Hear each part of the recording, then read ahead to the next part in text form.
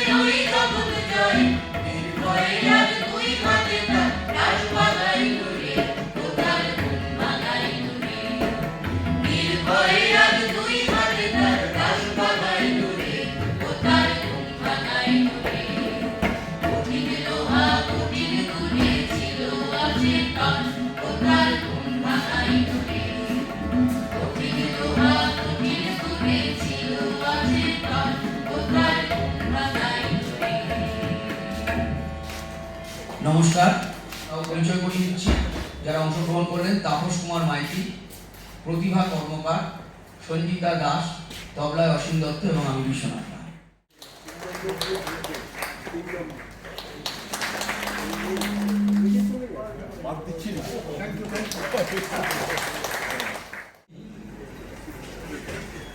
কয়েকটা বিষয়ের প্রথম, ভারতবর্ষ যখন স্বাধীন হয় তখন ভারতবর্ষের জনসংখ্যা ছিল 40 কোটির কাছাকাছি, এক্স্যাক্টলি 36 crore point something, আর 60+ people এর সংখ্যা ছিল 1 কোটি, 1 কোটি। 1947 2011 সালে যে সেন্সাস হয়েছে আমাদের 2011 সালে, সেখানে আমাদের জনসংখ্যা 140 কোটি, অর্থাৎ 40 কোটি 3.5 গুণ হয়েছে জনসংখ্যা বেড়েছে। তাহলে এল্ডারলি পিপল বা সিনিয়র পিপলের সংখ্যা রাফলি 3.5 গুণ হওয়ার কথা। সেই সংখ্যাটা কিন্তু 2011 সালে 10 কোটির কাছাকাছি, এবং এখন আমাদের সেন্সাস হয়নি, সামনের বছর হবে, এটা সম্ভবতই বেড়েছে। এবং ইউনেস্কো একটা রিপোর্টে অ্যারাউন্ড 250 কোটির কাছাকাছি 60+ মানুষ ভারতবর্ষে থাকে। এই যে ব্যাকগ্রাউন্ড, এই ব্যাকগ্রাউন্ডে পেনশনার্স অ্যাসোসিয়েশনের একটা কিন্তু খুব বড় ভূমিকা আছে আমার যেটা মনে হয়, এবং সেই বিষয়ে দু একটা সাজেশন আপনাদের। যে প্রথমত, যে সমস্যাটা শুধু ভারতবর্ষের সমস্যা না, এই সমস্যাটা কিন্তু সারা পৃথিবীর, এবং বিভিন্ন দেশে বিভিন্নভাবে এটাকে দেখা হচ্ছে। আমরা কি ভেবে, এটা একটা একটু বড় আমার নিজস্ব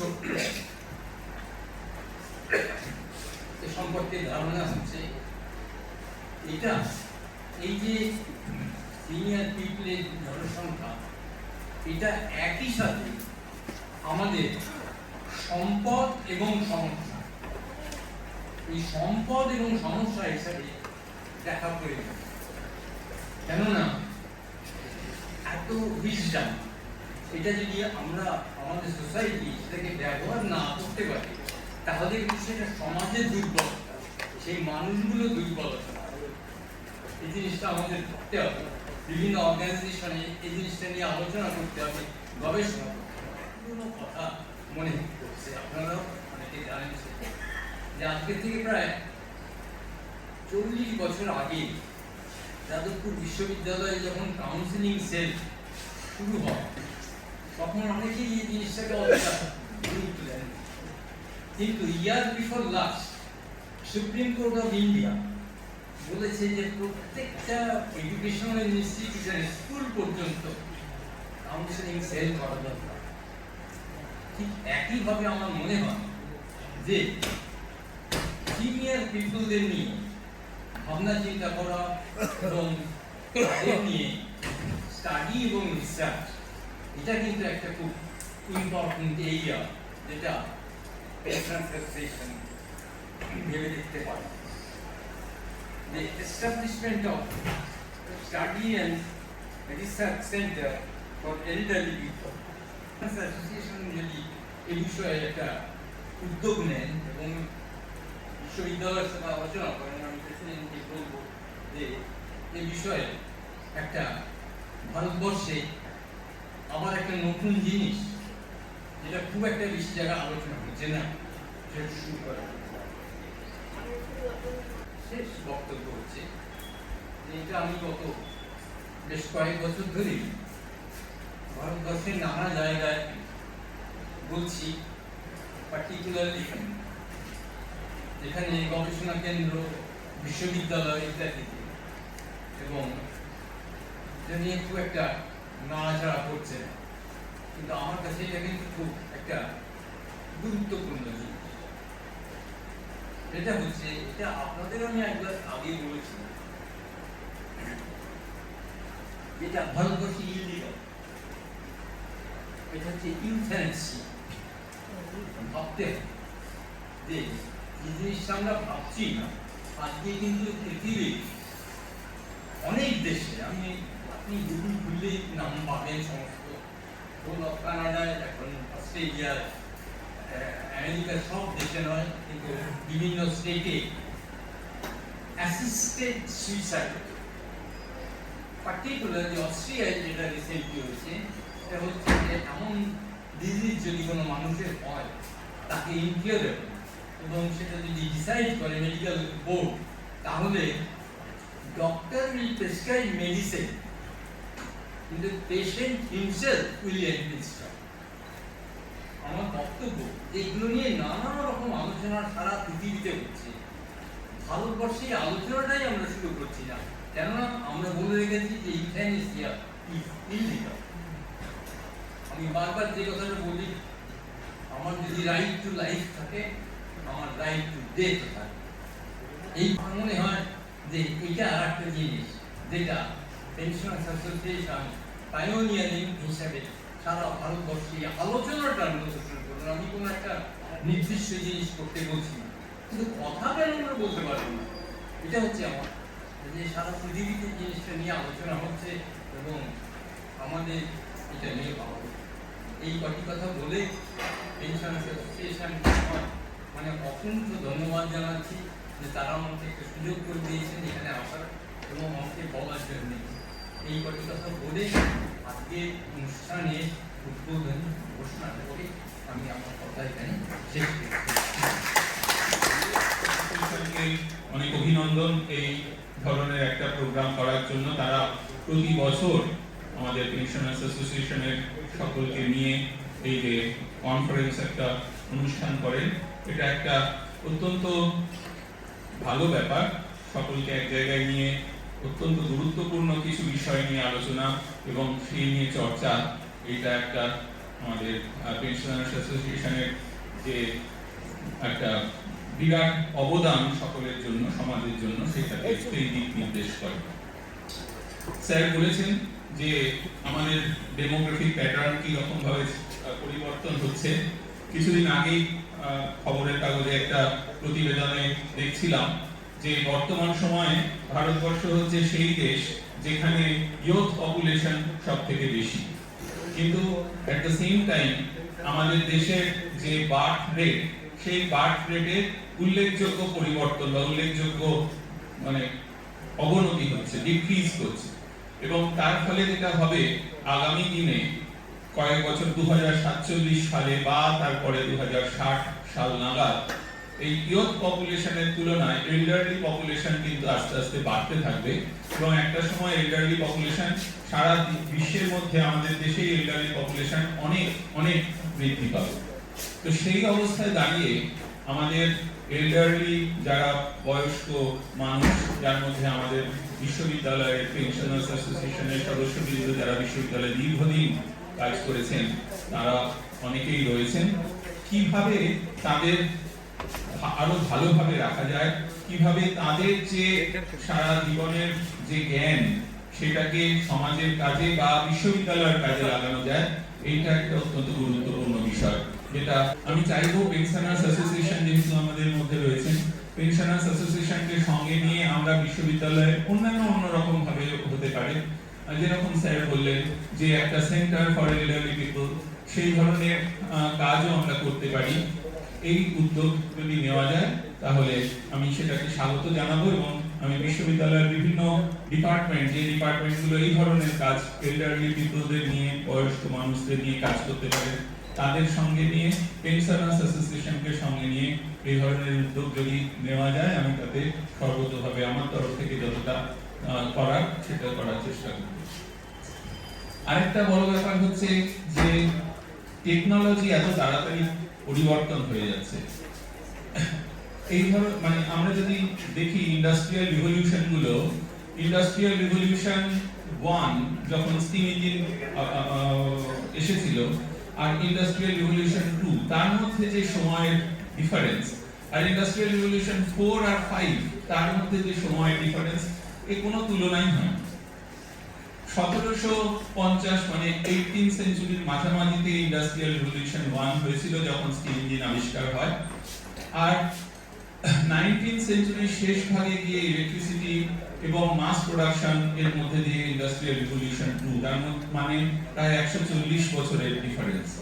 আর ইন্ডাস্ট্রিয়াল রিভলিউশন 4 যেটা কিনা 2000 বা 2000 সালের পরবর্তী সময়, আর আমরা অলরেডি ইন্ডাস্ট্রিয়াল রিভলিউশন 5 এর কথা বলতে শুরু করে দিয়েছি।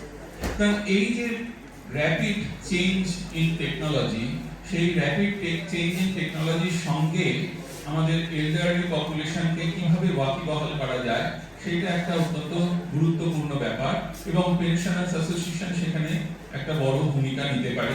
পেনশনার্স অ্যাসোসিয়েশনের সঙ্গে বিশ্ববিদ্যালয় সেখানে ভূমিকা নিতে পারে এবং আমরা বিভিন্ন ওয়ার্কশপ অর্গানাইজ করতে পারি, যাতে করে আমাদের পেনশনার্স অ্যাসোসিয়েশনের মেম্বারদের শুধু নয়, তার সঙ্গে সঙ্গে আরো বাইরের সমাজের যারা এল্ডারলি পিপল, তাদেরকে এই চেঞ্জ ইন টেকনোলজির সঙ্গে ওয়াকিবহাল করার সুযোগ আমরা করে দিতে পারি। আর যে দুটি বিষয় নিয়ে আজকে আলোচনা হবে, দুটোই অত্যন্ত গুরুত্বপূর্ণ। জেরিয়াট্রিক মেডিসিন, আমার বাড়িতে আমার বয়স্ক বাবা মা রয়েছেন, তাদের জন্য আমি সরাসরি দেখতে পাই যে এই জেরিয়াট্রিক মেডিসিন কতটা প্রয়োজন আজকের দিনে। বিশেষ করে যেহেতু আমাদের অ্যাভারেজ এজ অনেক বেড়ে গেছে, আমাদের দেশের অ্যাভারেজ এজ এখন প্রায় 72-73 বছর, সুতরাং বয়স্ক মানুষ যারা 80 পেরিয়ে 90 এর কাছাকাছি বা তারও বেশি, এই ধরনের মানুষ অনেক অনেক হয়ে গেছেন আমাদের দেশে, বা আরো হয়তো হবেন মেডিকেল ফেসিলিটিস এর উন্নতির সঙ্গে সঙ্গে। তাদেরকে কিভাবে ভালো রাখা যায় সেইটা এই জেরিয়াট্রিক মেডিসিন এর ব্যাপারে যদি আমরা আলোচনা করি বা সেই ব্যাপারে আমরা যদি আমাদের মানে ওয়াকিবহাল থাকি, তাহলে সেটা কিন্তু খুবই কাজে লাগবে।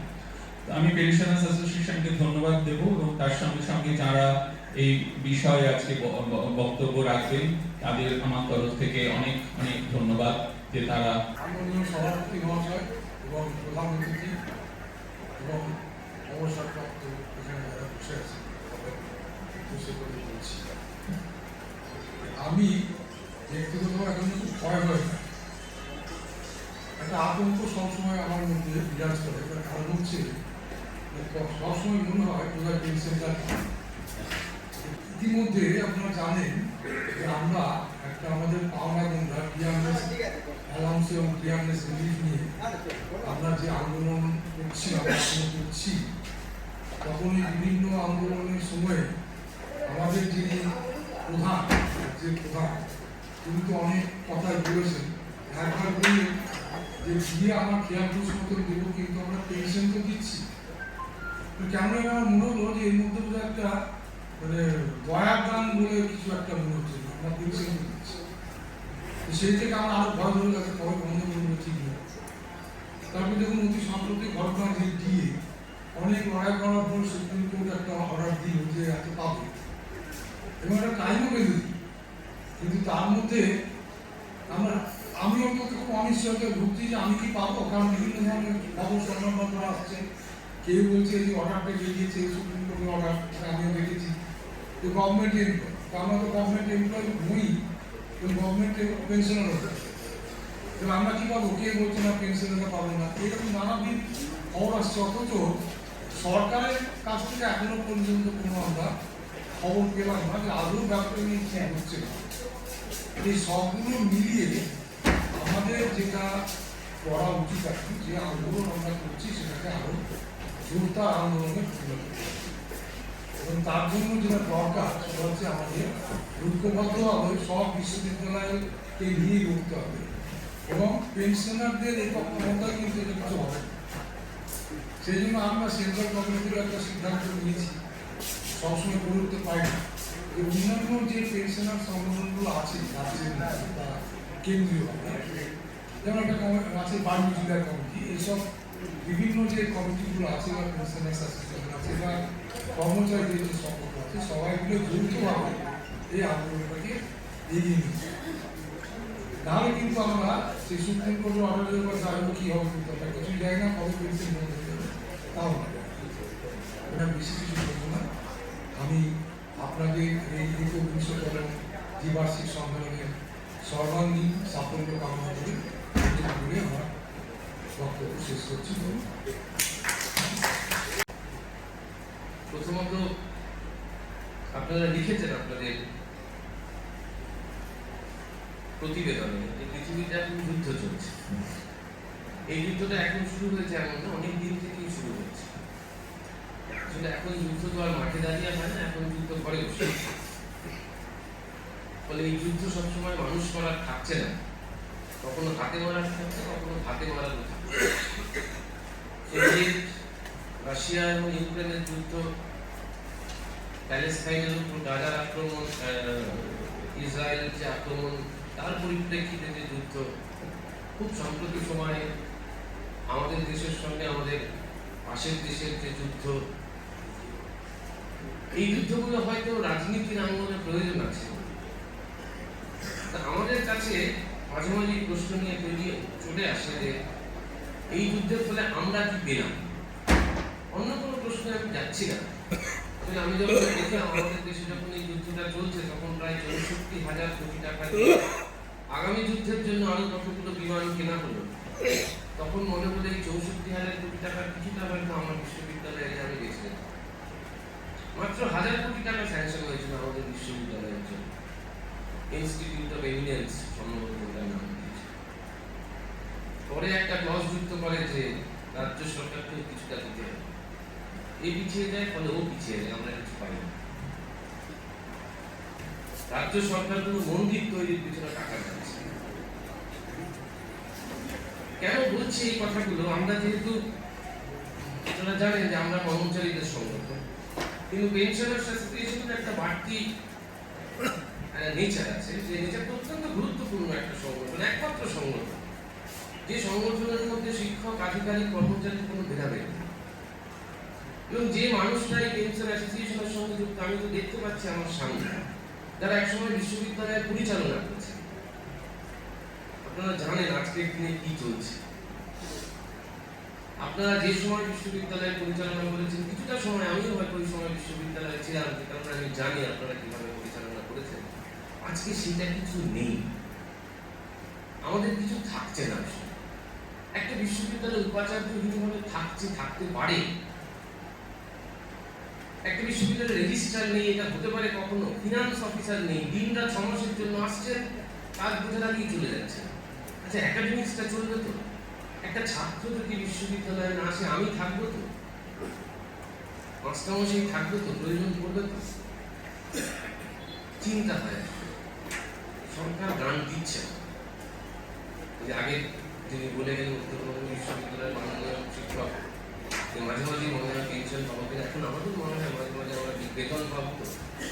এপ্রিল মাসের বেতন সরকার সময় মতো পাঠায়নি, পাঠিয়েছে গত সপ্তাহের শেষ দিকে। আগামী 3 মাসের জন্য হয়তো আমরা পেয়েছি, কিন্তু যা প্রচেষ্টা চলছে তাতে হচ্ছে বেতন পেনশন আর বিশ্ববিদ্যালয়ের মধ্যে আটকে থাকবে। মানে একটা সাংঘাতিক সময়ের মধ্যে দিয়ে আমরা যাচ্ছি। প্রথমেই আপনাদের 21তম দ্বিবার্ষিক সম্মেলন এবং সাধারণ সভার সাফল্য কামনা করে 2-4টি কথা বলবো। প্রথম, আমরা যে অনিমেষ বললো যে জায়গাটা মাইন্ড এবং পেনশন, আপনারা জানেন কিনা জানি না, আপনারা হয়তো খবরের কাগজে দেখে থাকবেন, এই বছরই 3 বার মাইন্ড এবং পেনশনের টাকা গভর্নমেন্ট আটকে দিয়েছে। তো শেষটি হয়েছে এপ্রিল মাসে, এবং আমরা প্রত্যেকটা ক্ষেত্রেই কন্টিনিউয়াস মুভমেন্ট করার চেষ্টা করেছি, প্রেসার দেওয়ার চেষ্টা করেছি, আমরা কাগজে বিবৃতি দিয়েছি, এবং লাস্ট আমরা যেটা বলেছিলাম, এপ্রিল মাসের মাইনে যখন আসছিল না, আমরা কর্তৃপক্ষকে বলেছিলাম যদি এপ্রিল মাসের টাকা মে মাসের এই মাসের মধ্যেও না আসে এপ্রিলের মাইনে, তাহলে কিন্তু মে 30 তারিখের পর থেকে আমরা আর কোনো কাজ করব না। এইটা আমরা ওনাদেরকে বলেছিলাম, এবং জানি না সেই কথার 2 দিনের মধ্যে স্যাংশন এসছে। অন্তত অনিমেষ বললো 3 মাস ঠিক নয়, এপ্রিল মে মাস হয়ে গেছে, জুন মাস পর্যন্ত স্যাংশন এসছে, অর্থাৎ মাইনে এবং পেনশন জুন মাস পর্যন্ত এসছে। এই অবস্থায় দাঁড়িয়েছে। দ্বিতীয় হচ্ছে, স্যার জানেন আমাদের একটা কর্পাস ফান্ড ছিল, যেটা একটা স্ট্রং ছিল, যখন ইমার্জেন্সি কোনো দরকার হতো সেখানে কর্পাস ফান্ডকে ইউজ করা হতো।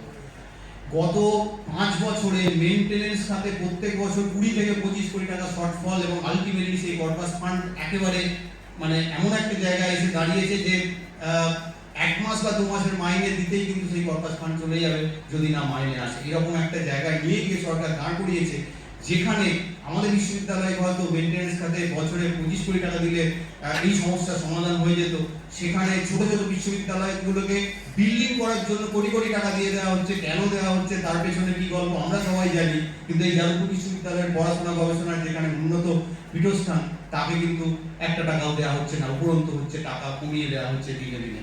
এই অবস্থায় নিয়ে গিয়ে দাঁড়িয়েছে। আস্তে আস্তে সরকারি শিক্ষা ব্যবস্থাটাকে এমন একটা জায়গায় রুগ্ন করে দেওয়া হচ্ছে যে আগামী দিনে যেন সরকারি শিক্ষা ব্যবস্থা আর এই অবস্থায় না থাকে।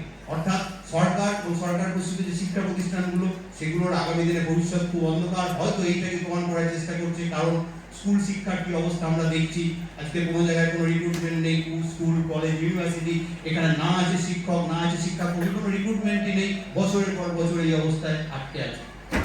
আমি আপনাদের বেশি সময় নেব না, আর কি ছোট বিষয় বলে শেষ করবো। সেটা হচ্ছে যে রিসেন্টলি সরকার গত 18 সালে একবার চেষ্টা করেছিল, আমরা আটকেছিলাম। 23 সালে একবার চেষ্টা করেছিল, আবার এইবার চেষ্টা করেছে হিউম্যান রিসোর্স ম্যানেজমেন্ট সিস্টেম বলে একটা সিস্টেম চালু করার, যেখানে আসলে বিশ্ববিদ্যালয়ের সমস্ত স্যাংশন থেকে শুরু করে মাইনে, pension, provident fund, leave encashment, gratuity সমস্তটা কিন্তু বিকাশ ভবন কন্ট্রোল হয়ে যাবে।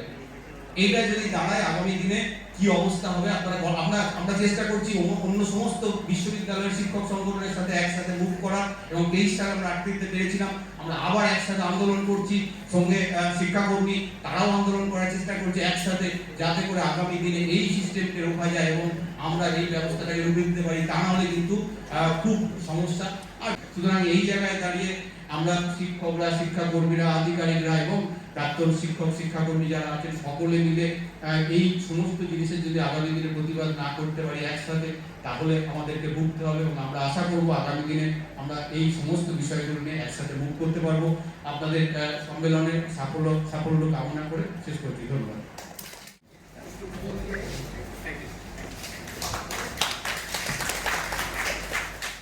প্রথম যে জায়গাটা নিয়ে আমি যে জায়গাটা বলবো যে অনেকেরই হয়তো জানা নেই যে বয়স্কদের জন্য আলাদা বিভাগ তৈরি হয়েছে আমাদের স্বাস্থ্য ক্ষেত্রে।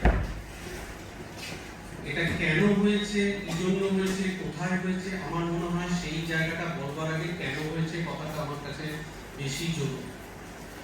আজ থেকে যদি 60-70 বছর আগে চলে যাই আমরা, আমাদের যখন জন্ম হয়েছে সেই দশকে যদি যাই, সেই সময় কিন্তু চাইল্ড স্পেশালিস্ট বা পেডিয়াট্রিক ডিপার্টমেন্ট বলে কোনো ডিপার্টমেন্ট ছিল না, সবই ছিল হচ্ছে মেডিসিন ডিপার্টমেন্ট।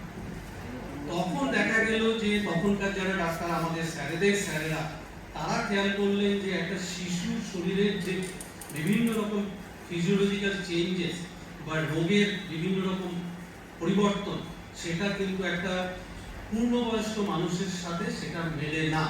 সেই জন্য তাদের চিকিৎসার ক্ষেত্রে অনেক সময় অসুবিধা হয়। সেই জন্য 70-এর দশকের থেকে আস্তে আস্তে আমাদের ভারতবর্ষে বাচ্চাদের জন্য আলাদা করে ছোট ছোট করে বিভিন্ন কলেজগুলোতে বিভাগ তৈরি হওয়া, এবং এখন আপনারা জানেন যে পেডিয়াট্রিক ডিপার্টমেন্ট তো একটা বিশাল বড় জায়গা নিয়ে নিয়েছে। শুধু পেডিয়াট্রিক ডিপার্টমেন্ট নয়, এখন হচ্ছে প্রথম জীবনের 1 বছরের জন্য নিউরোলজি ডিপার্টমেন্ট, কেন সেটা আবার বাচ্চাদের থেকে আলাদা। তারপরেও এখন আরো নিয়ে নিয়েছে যে মায়ের গর্ভে থাকাকালীন বাচ্চাদের যে পেটে থাকাকালীন যে বিভিন্ন রকম রোগ বিসুখ বা তাদেরকে ঠিক করার জন্য সেটারও কিন্তু এখন একটা আলাদা ডিপার্টমেন্ট হয়ে গিয়েছে। কেননা যত বিজ্ঞান এগোচ্ছে, বিজ্ঞানের সাথে সাথে আমাদের চিকিৎসা পদ্ধতি, চিকিৎসার ওষুধপত্র, বিভিন্ন রকম আমাদের এগুলোর উন্নতি হচ্ছে, এবং এই উন্নতি আমরা কিন্তু আমাদের দেশ বা সারা পৃথিবী জুড়েই দেখতে যাচ্ছি। তার একটা বড় কারণ এই যে আজকে আপনারা যারা বসে আছেন তারা সবাই কিন্তু 60-65 বছরের ওপরে, আপনারা সবাই রিটায়ার্ড পারসন। কিন্তু আজ থেকে যদি 60-70 বছর আগে আমাদের এই ভারতবর্ষের কথা ভাবি, তখন কিন্তু অ্যাভারেজ সার্ভাইভাল ছিল, আমাদের লাইফ স্প্যান ছিল মাত্র 45 বছর, 45 থেকে 48 বছর। তারপরে কিন্তু কিন্তু হয়তো 60 বছর বেঁচেছে, কিন্তু 45 থেকে 48 বছর যখন আমাদের দেশ স্বাধীন হয়, তখন আমাদের অ্যাভারেজ লাইফ স্প্যান সেইখান থেকে বাড়তে বাড়তে বাড়তে বাড়তে এই মুহূর্তে ভারতবর্ষের অ্যাভারেজ লাইফ স্প্যান হচ্ছে 70 বছর। মহিলাদের একটু বেশি, পুরুষদের একটু কম। তো আমরা সেটাকে 70 বছরই যদি গড় ধরি, তাহলে প্রায় প্রত্যেকে আমাদের জীবনে প্রায় 30 বছর করে, 25 থেকে 30 বছর প্রায় এক্সট্রা পাচ্ছি। আমি আসবো তার মধ্যে, তার ভালো দিক কি, আবার কিছু লোকের কাছে সেটা হচ্ছে বোঝার মতো, বয়স্করা বাড়িতে অনেকের কাছে, ফ্যামিলির কাছে একটা বোঝার মতো, সেটার মধ্যে আমি আসবো। বিশ্বের উন্নত দেশগুলোতে সেখানে কিন্তু দেখা গেছে তাদের এখন অ্যাভারেজ লাইফ স্প্যান প্রায় 80 বছর।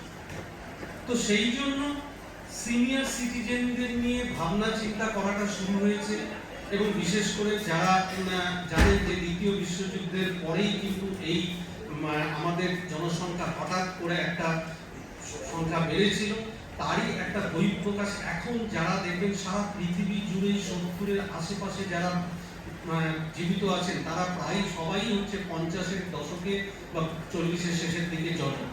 সেটা আমেরিকাতেই বলুন, জাপানেই বলুন, সব জায়গাতেই এই যে জায়গা হয়েছে।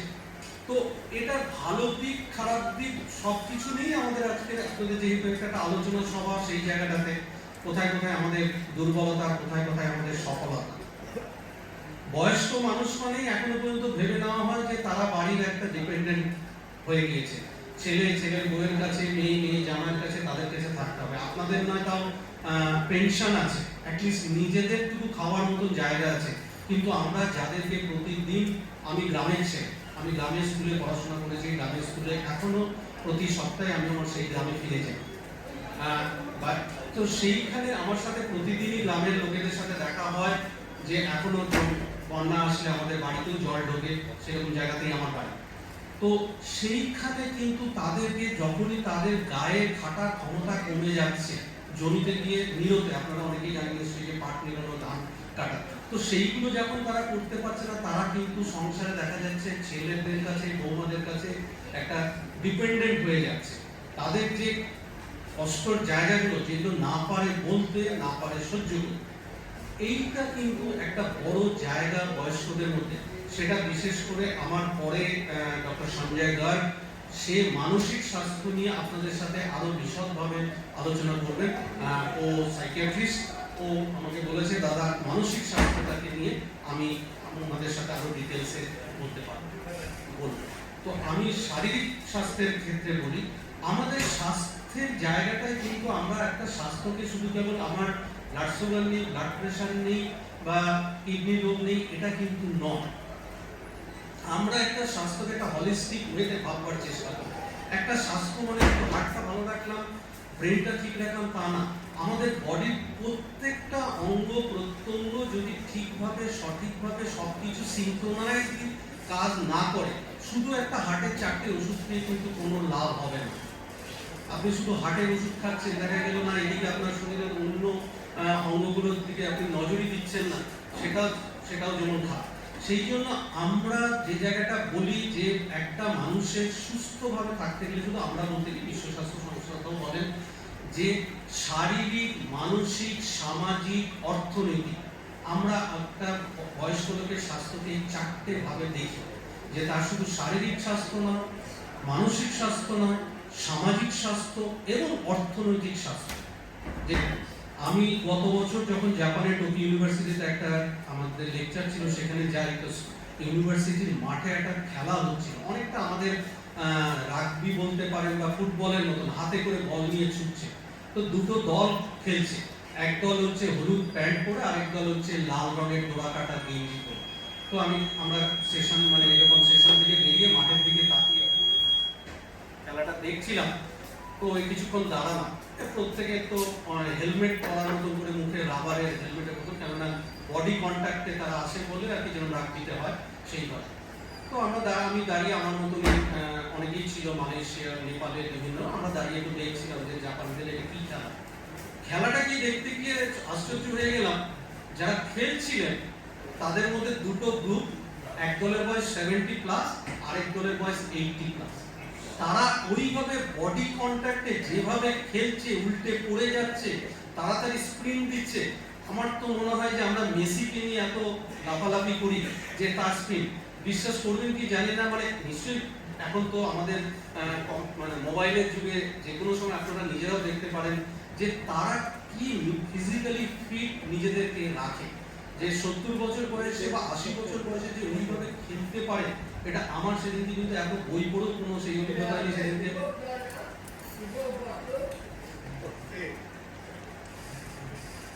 সেদিনকে আমার অন্যভাবে চোখটা খুলে গিয়েছিল, যে শুধু মানে চোখে দেখে যে শেখার যে জায়গা, যে জায়গাগুলো তারা করতে পেরেছে। তারা করতে পারার বড় কারণ হচ্ছে যে আমরাও হয়তো পারবো, আমরা সেই দিকেই হয়তো এগোচ্ছি। সবকিছু খারাপ ভেবে তো লাভ নেই, কিছু ভালো দিক ভাবতেই হবে, ভালো দিকে ভেবে নিয়ে আমাদেরকে এগোতে হবে। আমাদের প্রতিবন্ধকতা তো থাকবে, যেগুলো একটু আগে আলোচনার মধ্যে এসছে, তার মধ্যেও কি করে করা যায়। যে জায়গাটার মধ্যে প্রথম যে জায়গাটায় বলার, যে একজন বয়স্ক মানুষ আমরা যখন প্রতি বছর পেরোই, আমাদের অঙ্গের প্রত্যেকটা কোষ, তাদের মধ্যে যারা বায়োলজি স্যারেরা আছেন বা স্টাফেরা আছেন, তারা জানেন যে সেলের যে টেলোমিয়ার বলে যে একটা থাকে, সেগুলো আস্তে আস্তে ছোট হয়ে যায় এবং সেইখান থেকে এজিং প্রসেস হয়। তো এই বয়স বেড়ে যাওয়ার সাথে সাথে আপনার মাথার থেকে পা পর্যন্ত প্রত্যেকটা কোষ, প্রত্যেকটা অঙ্গ, প্রত্যেকটা, এইটা আমাদেরকে ভেবে নিতে হবে যে এইটা কেন হয়, কি জন্য হয়, এটাকে আমাদেরকে মেনে নিতে। সবচেয়ে বড় জায়গা দেখা যায় যে একজন বয়স্ক মানুষ, তারা খেতে চায় না, তারা বলে বারবার কনস্টিপেশন। এইখানে কি বলে, অমিতাভ বচ্চনের তো একটা বড় ভালো মুভি আছে যে পিকু বলে, যে একটা সিনেমা, যদি যারা কেউ গিয়ে দেখে থাকবেন, যে একটা বয়স্ক মানুষের যে কনস্টিপেশনের যে কি যন্ত্রণা, সেটাকে মানে ভীষণভাবে ব্যক্ত করেছিলেন সেই সিনেমাটাতে। এটা একটা বয়স্ক মানুষদের একটা স্বাভাবিক ব্যাপার। তার কারণ হচ্ছে, সেটাকে রোগ বলে না ভেবে তাকে যদি ভাবা হয় যে তার এটা হচ্ছে বয়সজনিত সময়ের জন্য, তাহলে কিন্তু আমরা সেই স্টিগমা থেকে তাকে বের করতে পারি যে তিনি রোগী নন। কারণ হচ্ছে যে আমি শুধু কেবল একটা কথা বলছি, মানে দিয়ে শুরু করি, যে আমাদের এই খাবারের প্রথম পার্ট যেটা হচ্ছে মুখে, আমরা যখন খাই, তো সেই মুখে খেতে গেলে আমাদের কয়েকটা জায়গা লাগে, একটা দাঁত লাগে, শক্ত চোয়াল লাগে, এখানকার মাংস পেশি লাগে, লালা গ্রন্থি লাগে, জীবের স্বাদ কোষ যেগুলোকে টেস্ট বার্ড বলে সেগুলো লাগে, এবং স্মেল নেওয়ার জন্য নেজাল স্মেল নেওয়ার জন্য লাগে। এর প্রত্যেকটাই যদি বয়সের সাথে সাথে আস্তে আস্তে আস্তে কমতে শুরু করে, শুকিয়ে যেতে শুরু করে, স্বাভাবিকভাবেই কি হবে, আপনি না পারবেন চিবিয়ে খেতে, কারণ আপনার যদি দাঁত কমে যায়। আপনি টেস্ট যদি কোনো কিছু না পান, সব খাবারই যদি আপনার মনে হয় একই রকম, মানে টেস্ট নেই। আমাদের তো স্বাদ ঘ্রাণ এটা তো অর্ধ ভোজনম, এটা তো আমাদের ঠাকুমা দিদিমাদের কাছে আমরা এটা জেনেছি। তো স্বাভাবিকভাবে কি হয়, তাদের খাবারে একটা অনীহা চলে আসে। এই খাবারে অনীহা আসার জন্যই তারা দেখা যায় যে কম খায়, তারা চিবিয়ে খেতে পারবেন না বলে দেখা যায় যে তারা যেগুলো হচ্ছে শক্ত খাবার, বিশেষ করে মাংস বলুন বা অন্যান্য খাবার যেগুলোকে একটু চিবিয়ে খেতে হবে, তারা ইউজুয়ালি দিনের পর দিন আস্তে আস্তে সেগুলোকে অ্যাভয়েড করার চেষ্টা করে। তার কারণ হচ্ছে সে নিজে এটাকে খেতে পারবেন না। এর ফলে কি হয়, আস্তে আস্তে দেখা যায় যে তাদের যে নিউট্রিশন, পুষ্টি, যেগুলো নাকি আমাদের সমস্ত খাবারগুলোর মধ্যে থাকবার মতন, সেইগুলো আস্তে আস্তে তাদের কমতে শুরু করে যায়।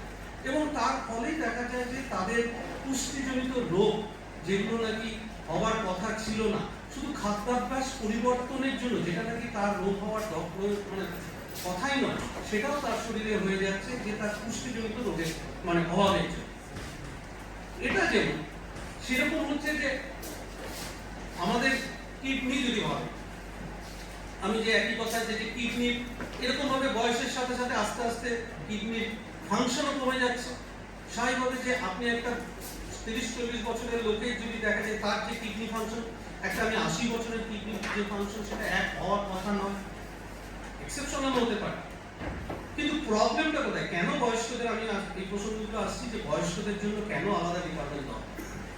যে যার কিডনির ফাংশন দেখা গেল তার 1/3 বা হাফ কমে গেছে, সে এমনি বাইরের থেকে ঠিক আছে, কিংবা যার দেখা গেল যে খাবার ডাইজেস্ট করার এনজাইমগুলো যেখান থেকে বডি থেকে বেরোয়, সেগুলো সিক্রেশন কম হচ্ছে ন্যাচারাল প্রসেসে, তো তাকে যদি আমরা একই রকম চিকিৎসা একজন 30-40 বছর বয়সের রোগীর মতন ভাবি, তাহলে কিন্তু হবে না। এই ভাবনাটার পরিবর্তন করতে হবে। এছাড়া আরেকটা বলি, যেগুলো আপনাদের বোঝার সুবিধার্থে বলি, যে আমরা কথায় কথায় বলি যে রেসপিরেটরি ইনফেকশন হয়েছে, মানে নিউমোনিয়া হয়েছে, কিডনি ইনফেকশন হয়েছে, যে ইউটিআই হয়েছে, ইকোলাই হয়েছে, এই কথা দুটো তো আমরা খুব বলি। আমরা কোনো ইনফেকশন হয়েছে মানে একটা সাধারণ একটা 18 বছর, 20 বছর, 30-40 বছরের লোকে যদি কোনো ইনফেকশন হয়, তার দেখা যাবে তার জ্বর আসছে, কাঁপুনি দিয়ে জ্বর আসছে, গা হাত পা ব্যথা হচ্ছে, এইগুলো সমস্যা। কিন্তু একটা বয়স্ক লোকে কিন্তু জ্বর নাই আসতে পারে। কেন জ্বর আসে একটা সাধারণ পূর্ণবয়স্ক মানুষ মানে লোকে? কেন জ্বর আর কোনো রোগ না, জ্বর হচ্ছে তার ইমিউনিটি যে কাজ করছে তার বহিঃপ্রকাশ। আমরা কোভিডের সময় সেগুলো অনেক যে কেমোকাইজ বা এই নামগুলো শুনেছি। তো তার কিন্তু একটা 60-70 বছর বয়সের লোকের দেখা যেতে পারে যে তার ইউটিআই বা ইকোলাই ইনফেকশন হয়তো ভাবছেন, তার কিন্তু সেরকম জ্বর নেই, কাঁপুনি দিয়ে কোনো অসুবিধা নেই। এইটা যে নেই বলে যে তার ইউটিআই হয়েছে সেটা যে ভুল, মানে না ভাবা, সেটা কিন্তু আমাদের ডাক্তারি পরিভাষায় ভুল করা। তো এটা একটা সমস্যা। হার্ট অ্যাটাক, যেটাকে আমরা সবাই জানি যে হার্ট অ্যাটাক মানে হচ্ছে বুকে ব্যথা হবে, শ্বাসকষ্ট হবে, ঘাম হবে, ভীষণ কষ্ট হবে। কিন্তু একটা বয়স্ক মানুষের পেইন ক্যারিং সেন্সেশন যে ফাইবার, সেটাও তো বয়সের সাথে সাথে তার কমে যাচ্ছে। একটা বাচ্চাকে যদি আপনি একটা স্পিচ করেন, একটা চিমটি করেন, যে যত জোরে চিৎকার করে উঠবে, আপনাকে যদি একটা সেই একই মাত্রায় দিই, দেখবেন আপনার কিন্তু ততটা লাগবে না। কেন? আপনার নার্ভ ফাইবারগুলো সেই তুলনায় কম্পারেটিভলি অনেক বেশি সেন্সেশন কম। তো বাইরে যদি চামড়ার উপরে এরকম হয়, তাহলে হার্টের ভেতরেও যে নার্ভগুলো আছে, পেইন ক্যারিং ফাইবার যেগুলো, সেগুলো তো সেই একই অবস্থা হয়েছে। হার্টে যখন একটা মায়োকার্ডিয়াল ইনফার্কশন, যেটাকে আমরা বলি হার্ট অ্যাটাক, তাতে যখন ওখানে যখন একটা নেক্রোসিস মানে ড্যামেজ হচ্ছে, যেটা নাকি সিগন্যালিং করে পেইন বহিঃপ্রকাশ করে একটা 30-40 বছর লোকের ক্ষেত্রে, সেটা কিন্তু 60-70 বছর 75 বছরের লোকের ক্ষেত্রে তার কিন্তু ব্যথা নাই থাকতে পারে। বুকে ব্যথা হয়নি বলে সে তার হার্ট অ্যাটাক হয়নি, এইটাও যেরকম ভুল ধারণা। আরেক মানে আমি যেগুলো মানে সাধারণ মানুষের সাথে বয়স্ক মানুষের তফাৎগুলো বলছি, এছাড়া বয়স্কদের বিশেষ বিশেষ কিছু সমস্যা, আমি কোনো রোগ বলবো না, এগুলোকে সমস্যা, যেটা হচ্ছে যে পুরুষরা তাও যদি প্রস্রাব পায় ধরে রাখতে গিয়ে পারে না, দু চার ফোঁটা প্যান্টে করে ফেলছেন, হয়তো বাথরুমে গিয়ে ইউরিনালে গিয়ে করবার আগে করে ফেলছেন, শেষ হওয়ার আগেই মানে মনে হচ্ছে তার শেষ হয়ে যাচ্ছে, তাও দেখা যায় দু চার ফোঁটা তার পড়ে যাচ্ছে। আমরা আউটপুট দেখি যে বয়স্ক মানুষ আসছেন তার এরকম, কিন্তু মহিলারা সেটা বলতেই পারেন না। মহিলারা সেই কথাটা লজ্জায় বাড়িতে না পারে বলতে, না পারে কাউকে বলতে, তাদের জামা কাপড়ের শাড়িতে তাদের হয়ে যাচ্ছে, কিন্তু সেটা তো তার কোনো রোগ না, সেটা তার হচ্ছে শারীরিক যে তার পেচ্ছাপের যে জায়গার যে মাংসপেশি সেগুলো বয়সের কারণে লুজ হয়ে যাচ্ছে, মাসলগুলো রিল্যাক্স হয়ে যাচ্ছে, সেই জন্য তার হোল্ডিং ক্যাপাসিটিটা কমে যাচ্ছে, সেই জন্য সে ইউরিনটা হোল্ড করে রাখতে পারছে না। এই সমস্যা সে না পারে কাউকে বলতে, আর এটা এমন সমস্যা যে যেটার জন্য ডাক্তারের কাছে ভাবে যে আমার এটা ডাক্তারের কাছে গিয়ে যাবো কি, যে ডাক্তারবাবু আমরা যারা ফিজিশিয়ান হিসেবে আমরা দেখি স্যার এটা কোনো যে চিকিৎসার যে জায়গাটা সেটাকে ভাববার মতো জায়গায় থাকে। আরেকটা বড় সমস্যা বয়স্কদের যে পড়ে যাওয়া, যে বাড়িতে দেখা গেল, বাড়িতে বললো যে মা বা বাবা ছেলেরা এসে বলে, পড়ে যাওয়াটাও সেই একই রকম ভাবে যদি আপনি ভাবেন, আপনার পায়ের আমাদের যে স্টান্স বা গেট আমরা যে মেনটেন করি, আমরা যে দাঁড়িয়ে আছি, চলছি, ফিরছি, পায়ের যে তালু মানে পায়ের তালুর উপরে যে ভর দিয়ে চলা, তো সেই জায়গার নার্ভগুলোর থেকে আমাদের ব্যালেন্সটা, আমাদের মাথায় যেখানটা আমাদের ব্যালেন্সের যে জায়গা, মাথার পেছনে বা কানের মধ্যে যে জায়গাগুলো আছে তার সাথে কানেক্টেড। তো আমার যদি দেখা যায় যে আমার পায়ের নিচে নার্ভগুলো ড্যামেজ হচ্ছে, সেটা বয়সের কারণে হতে পারে, ডায়াবেটিসের জন্য হতে পারে, অন্যান্য কারণে হতে পারে, স্বাভাবিকভাবে দেখবেন যে তাদের একটা হাঁটা চলার মধ্যে একটা জড়তা আসবে, তারা কিন্তু একটা যেন মনে হবে এই পড়ে যাচ্ছে, এই পড়ে যাচ্ছে। বিশেষ করে তারপরে যদি তাদের পার্কিনসনিজম বলে যে একটা ডিজিজ যেটা বয়স্কদের জন্য হতে পারে, সেই রকম যদি থাকে, বা হাড়ের কোনো বা গোড়ালির কোনো জয়েন্টের কোনো প্রবলেম আছে, সেই জন্য পড়ে যাওয়াটা একটা বড় সমস্যা এই বয়সের লোকেদের। এবং এই বয়সে পড়ে গেলে যে কি সমস্যা, যাদের বাড়িতে কারো পড়েছে তারাই জানেন যে একটা ফ্র্যাকচার হলো নেক ফিমার, অর্থোপেডিক সার্জন তো সাথে সাথে তাকে অপারেশন করে দিলেন বা একটা বল আর্টিফিশিয়াল বল লাগিয়ে দিলেন, সেটা কোনো চিকিৎসার বড় জায়গা থেকে চিকিৎসা যে সে যে বেড বাউন্ড হয়ে গেল, বিছানায় পড়ে গেল। আমরা প্রায় পাই যে দেখা যাচ্ছে যে অপারেশন সাকসেসফুল, কিন্তু পেশেন্ট আর উঠে দাঁড়াতে পারছে না, এমনকি শ্মশানে যেতে হচ্ছে, যে তার বেড বাউন্ড হয়ে গেছে, বেড সোর হয়ে গেছে, আস্তে আস্তে বডি আস্তে আস্তে আর সে কোপ করতে পারছে না। এইটা কিন্তু একটা বড় সমস্যা, এই যে পড়ে যাওয়ার যে সমস্যা, এই সমস্যাগুলোকে বিশেষভাবে দেখবার জন্য এই বয়সের লোকেদের যে শারীরিক সমস্যা, সেইগুলোর যে বহিঃপ্রকাশ সাধারণ মানুষদের থেকে একটু আলাদা, এইগুলোকে যত কিছু বছর ধরে আমাদের যারা সায়েন্টিস্ট তারা আস্তে আস্তে এইগুলোকে আবিষ্কার করেছেন বা দেখেছেন, সেইভাবে আস্তে আস্তে বয়স্কদের জন্য আলাদা বিভাগ, আলাদাভাবে চিকিৎসা ব্যবস্থা চালু হচ্ছে। আপনারা শুনলে হয়তো আশ্চর্য হয়ে যাবেন যে ইউকেতে মানে বিলেতে এখন সবচেয়ে বেশি ডাক্তার হচ্ছে জেরিয়াট্রিশিয়ান।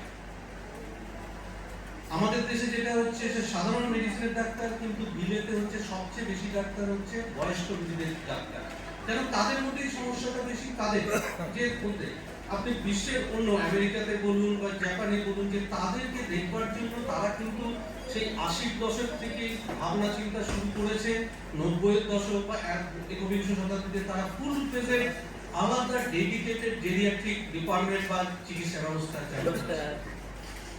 তো আমাদের দেশে এই সমস্যা 2000 সালের পর থেকে এগুলো নিয়ে ভাবনা চিন্তা শুরু করে ভারত সরকার। তখন থেকে যেটা শুরু হয় যে বয়স্কদের জন্য আলাদা কিছু স্বাস্থ্যের মানে হেলথ প্রোগ্রাম, সেইটা প্রথম ভাবনা চিন্তা করে চালু করা হয় 2014-15 সালে প্রথম প্রস্তাব আকারে আসে যে national health program for elderly care. আপনারা ভারত সরকারের যেটা ন্যাশনাল হেলথ মিশন NHM এর যে প্রোগ্রাম, তার মধ্যে দেখেন এখন এটা একটা বড় প্রোগ্রাম। সেই প্রোগ্রামের মাধ্যমে বয়স্কদের কি করে বিভিন্ন রকম এই রোগের স্ক্রিনিং করানো যায় বা এটা মানে আরো কি কি করা যেতে পারে, তাদেরকে সুস্বাস্থ্যে রাখা যেতে পারে, তার জন্য বিভিন্ন প্রোগ্রাম চলে। তারই একটা হচ্ছে যে ভারতবর্ষের বিভিন্ন জায়গায় কিছু আঞ্চলিক কেন্দ্র, রিজিওনাল জেরিয়াট্রিক সেন্টার, সেগুলো চালু করা হয়েছে। যে সেখানকার কাজ হলো যে ডাক্তার যারা আছেন, পাস করেছেন, তাদেরকে এই জেরিয়াট্রিক সম্বন্ধে তাদেরকে আলাদা করে ট্রেনিং দেওয়া, বা জেরিয়াট্রিকের যে স্পেশাল যে প্রবলেম সেইগুলোকে ডিল করা। নার্সদের, আমি শুধু ডাক্তারদের কথা বলবো কেন, নার্স বা আয়া তাদেরকে স্পেশাল জেরিয়াট্রিক পেশেন্টদের মানে এল্ডার পেশেন্টদেরকে কেয়ার দেওয়ার জন্য সেইখানে ট্রেনিং দেওয়া।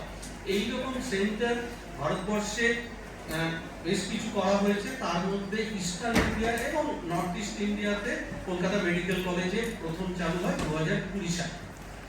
আমি সেই চালু থেকে সেইটারই হেড অফ দ্য ডিপার্টমেন্ট। এখানে আলাদাভাবে মেডিসিনের জেরিয়াট্রিকের পিজিটি এমডি কোর্সও চালু হয়েছে।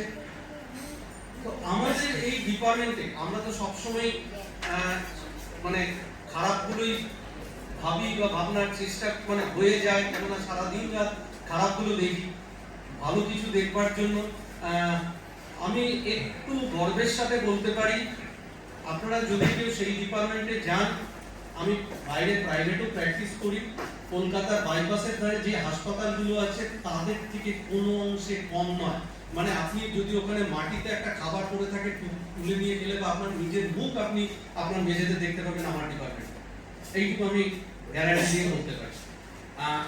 ডিপার্টমেন্টে এরকম চালু করেছি যাতে কেউ পড়ে না যায়, যেটা আমি বললাম যে দরজাগুলো কম্পারেটিভলি চওড়া যে হুইল চেয়ার নিয়ে যেতে পারে, প্রত্যেকটা দেওয়ালে সাইড বার করে দেওয়া আছে এবং রিফ্লেক্টেড করা আছে। যদি কারো কারণে যে লোডশেডিং হয়ে যায়, যেন যেরকম প্লেনে যেরকম থাকে ফ্লোরে, সেরকম ভাবে আমার ওখানে প্রত্যেকটাতে আমাদের ওখানে আমরা সেটা করে রেখেছি।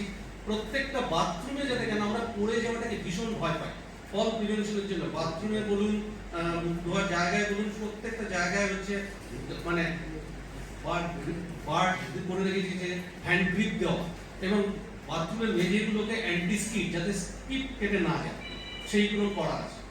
ডিপার্টমেন্টের মধ্যে যেন কেউ যেন না মনে করে যে তারা এখানে এসে বন্দি দশায় আছে, সেই জন্য তাদের এখানে শান্তিবাবু আছেন যে বয়স্কদের, তিনি মাঝে মাঝে পেশেন্ট নিয়ে যান ওখানে দেখানোর জন্য, যে সকালে বিকালে গান শোনানোর জন্য আমরা মিউজিক সিস্টেম, মিউজিক থেরাপির ব্যবস্থা করেছি। খবর দেখার জন্য, খেলা দেখার জন্য প্রত্যেক মানে ওয়ার্ডের মধ্যে তাদের জন্য টিভির ব্যবস্থা করা আছে। অনেকে আছেন যে তারা ভাবতেই পারেন যে আমি একটু মেডিটেশন মানে যে ধর্মেই করুন না কেন, হিন্দু হোক মুসলিম হোক, তাদের মেডিটেট মানে তাদের কি বলে যে পুজো করা বলুন বা নামাজ পড়া হতেই পারে, তাতে তো আমরা বাধা দিতে পারি না। সেই জন্য তাদের একটা আলাদা জায়গা করে রেখে দিয়েছি যে তাদের জন্য মেডিটেশন করার জন্য। এছাড়া যে জায়গাটা আমাদের কথা বলা হয়, যে জায়গাটা নাকি আমরা স্বাভাবিকভাবে এটা ভাবতে অভ্যস্ত নই, যে বাড়ির ছেলে মেয়েরাও যেটা বলবে যে বাবা তুমি বাইরে বেরিয়েও না, বাজার করতে যেও না, সুইগি দিয়ে আমি খেয়ে নিই, বা তোমার যাওয়ার কি দরকার, তুমি পড়ে যাবে, পড়ে গেলে আরেক বিপদ। আমরা উল্টোটা বলি যে এক্সারসাইজ রেগুলার করুন, ব্যায়াম না করলে আপনার মাসল পাওয়ার কমে যাবে, তাতে কিন্তু আপনি আরো বেশি খারাপ হয়ে যাবে।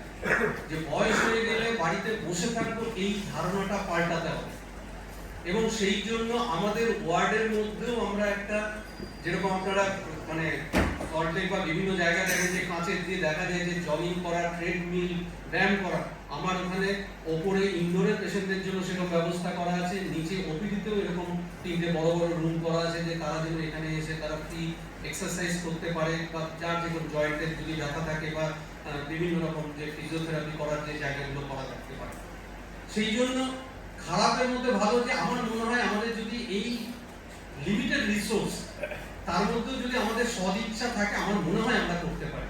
অ্যাটলিস্ট আমাদের এই সেন্টারটা ইন্ডিয়ার টপ সেন্টার হয়েছে এবং সেই জন্য আমাদেরকে রেকগনিশন দিয়েছে, কিন্তু আমরা সবাই একই ফান্ড পাই, একই চাকরি করি, একই মাইনা পাই।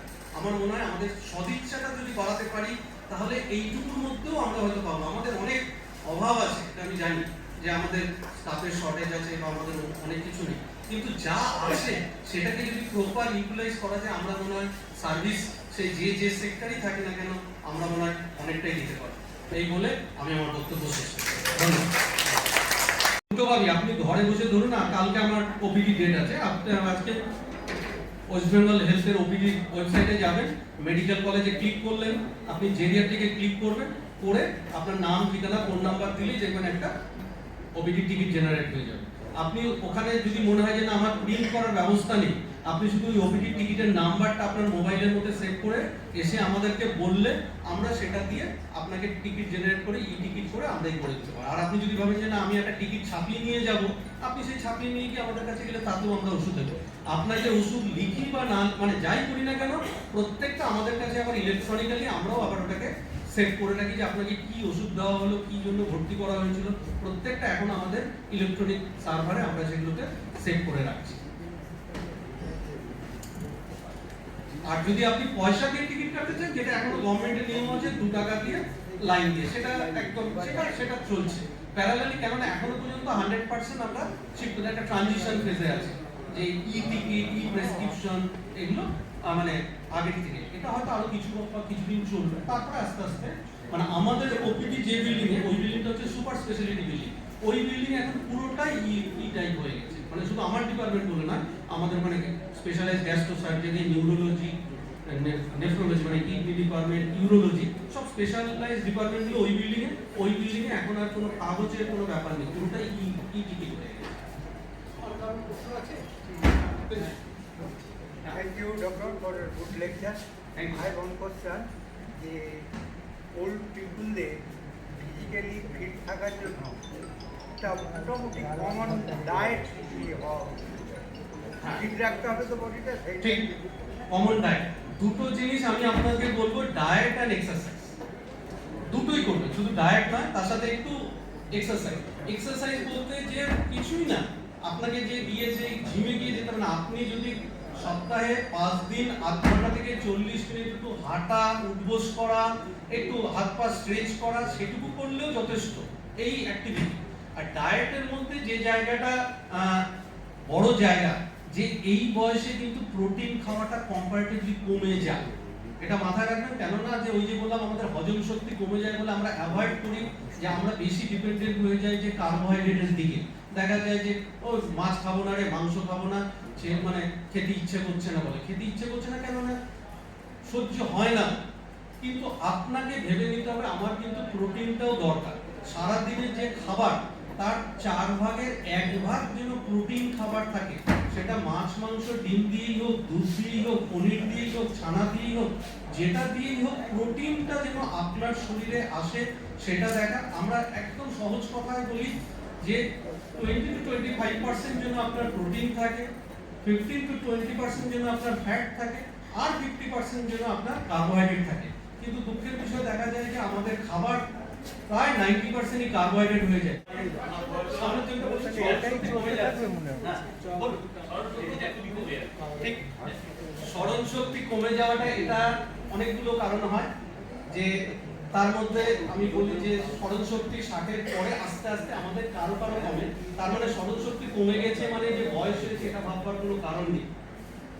আপনার যদি হাইপারটেনশন, ডায়াবেটিস বা এরকম কোনো রোগ থাকে, সেইগুলোর কারণেও কিন্তু আপনার স্মরণশক্তি কমতে পারে।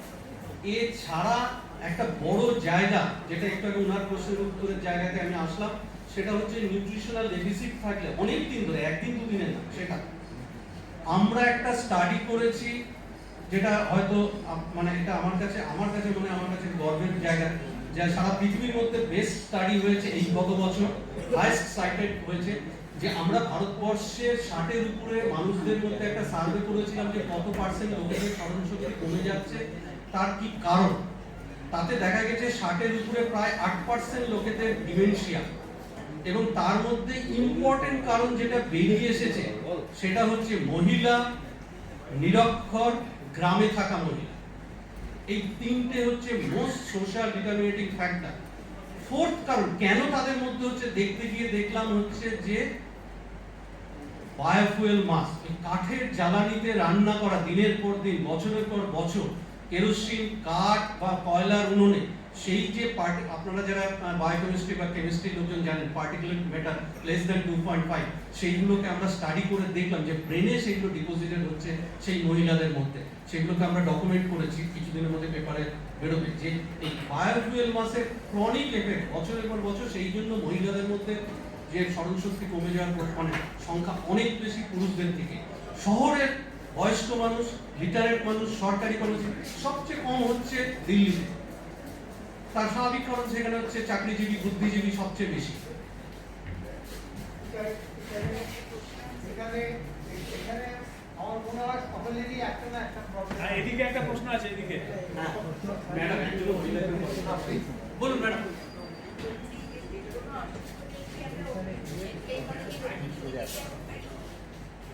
যে কোনো মানে অসুস্থ, হ্যাঁ নিশ্চয়ই।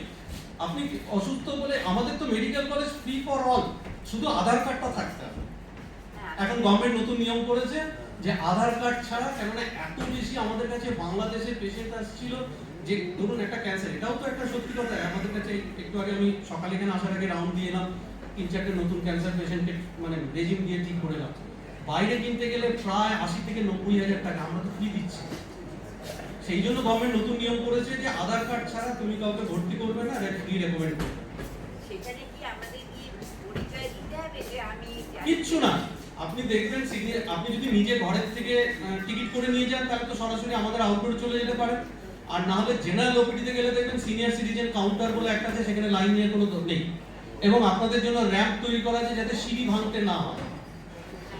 ওষুধ যদি যখন কেউ প্রেসক্রাইব করি আমরা, সেই ওষুধটা পাওয়ার জন্য আলাদা কাউন্টার আছে সিনিয়র সিটিজেন, সেখানে হচ্ছে only for the senior citizen.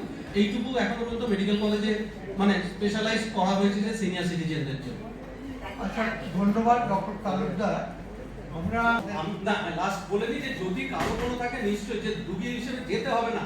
আপনারা মেডিকেল কলেজে কোনো একদিনে শান্তিবাবু আছেন, উনি তো জানি পায় মাঝে মাঝে, ওনার সাথে যোগাযোগ করতে পারেন। রবিবাবু আছেন, আপনারা যাবেন, দেখেও আসবেন এবং আপনাদের এই সমস্যাগুলো নিশ্চয়ই আমরা সমাধান করার যতটা পারি। আসলে আমি doctor Sanjay Garg, I am the head of the department of psychiatry at Fortis hospital. আজকে আমাকে যেটা বলা হচ্ছে মেন্টাল হেলথ নিয়ে একটু কথা বলা, কারণ আমরা দেখেছি রিটায়ারমেন্টের পর মেন্টাল হেলথ প্রবলেমসগুলো খুবই কম। যেরকম আমরা ফিজিক্যাল হেলথ প্রবলেমসগুলো বললাম, সেরকমই যেরকম উনি বলছিলেন যে মেমোরি প্রবলেমস, সেটা মেন্টাল হেলথ প্রবলেমের মধ্যেই পড়ে। আর আনফর্চুনেটলি যেটা আমরা দেখেছি, যেহেতু আমাদের এখন সার্ভাইভাল রেট অনেক বেড়ে গেছে, ওই জন্য আমরা যেটা স্যার বলছিলেন একটু আগে ডক্টর তালুকদার, সেরকমই আমরা বয়স্ক মানুষকে অনেক বেশি দেখছি কম্পেয়ার টু নর্মাল পপুলেশন। আজকে আমার কাছে এরকম পেশেন্টরাও আছে যারা অলমোস্ট 90 ইয়ার্স ওল্ড। তো আমরা খুবই মানে অনেক বেশি বয়স্ক মানুষদেরকে দেখছি। আমাদের সোসাইটিতেও অনেক কিছু পরিবর্তন হয়েছে, আমাদের অ্যাটিটিউডগুলোতেও অনেক কিছু পরিবর্তন হয়েছে।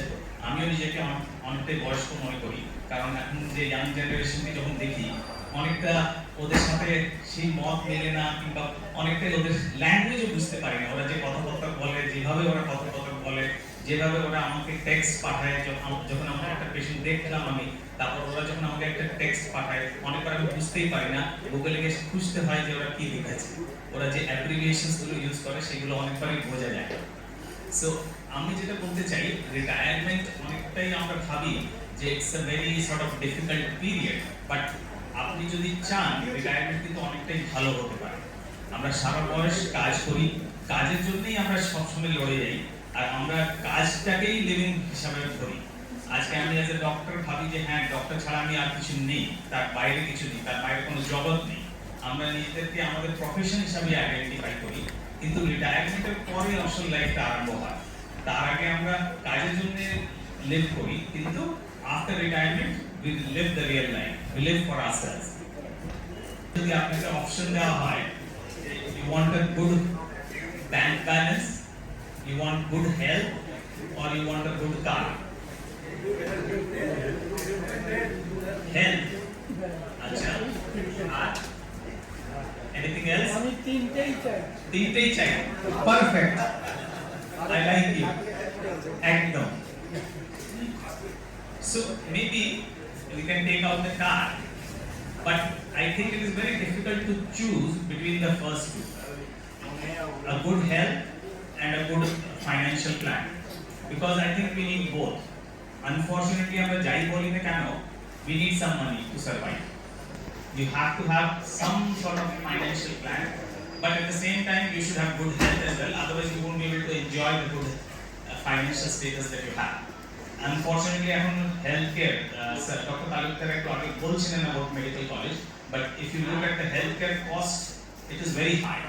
আজকে একটা মানুষ যদি অসুস্থ হয়, তার জন্য যা খরচ আছে, if you don't have a good bank balance, sometimes you don't get good treatment. So I think if I am given the choice, I would say both of the first one. Not one, but both together. So let me ask you some more questions. I don't like speaking alone. So let us look at some myths and facts.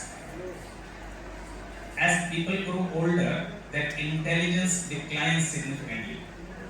এটা কি সত্যি না ভুল?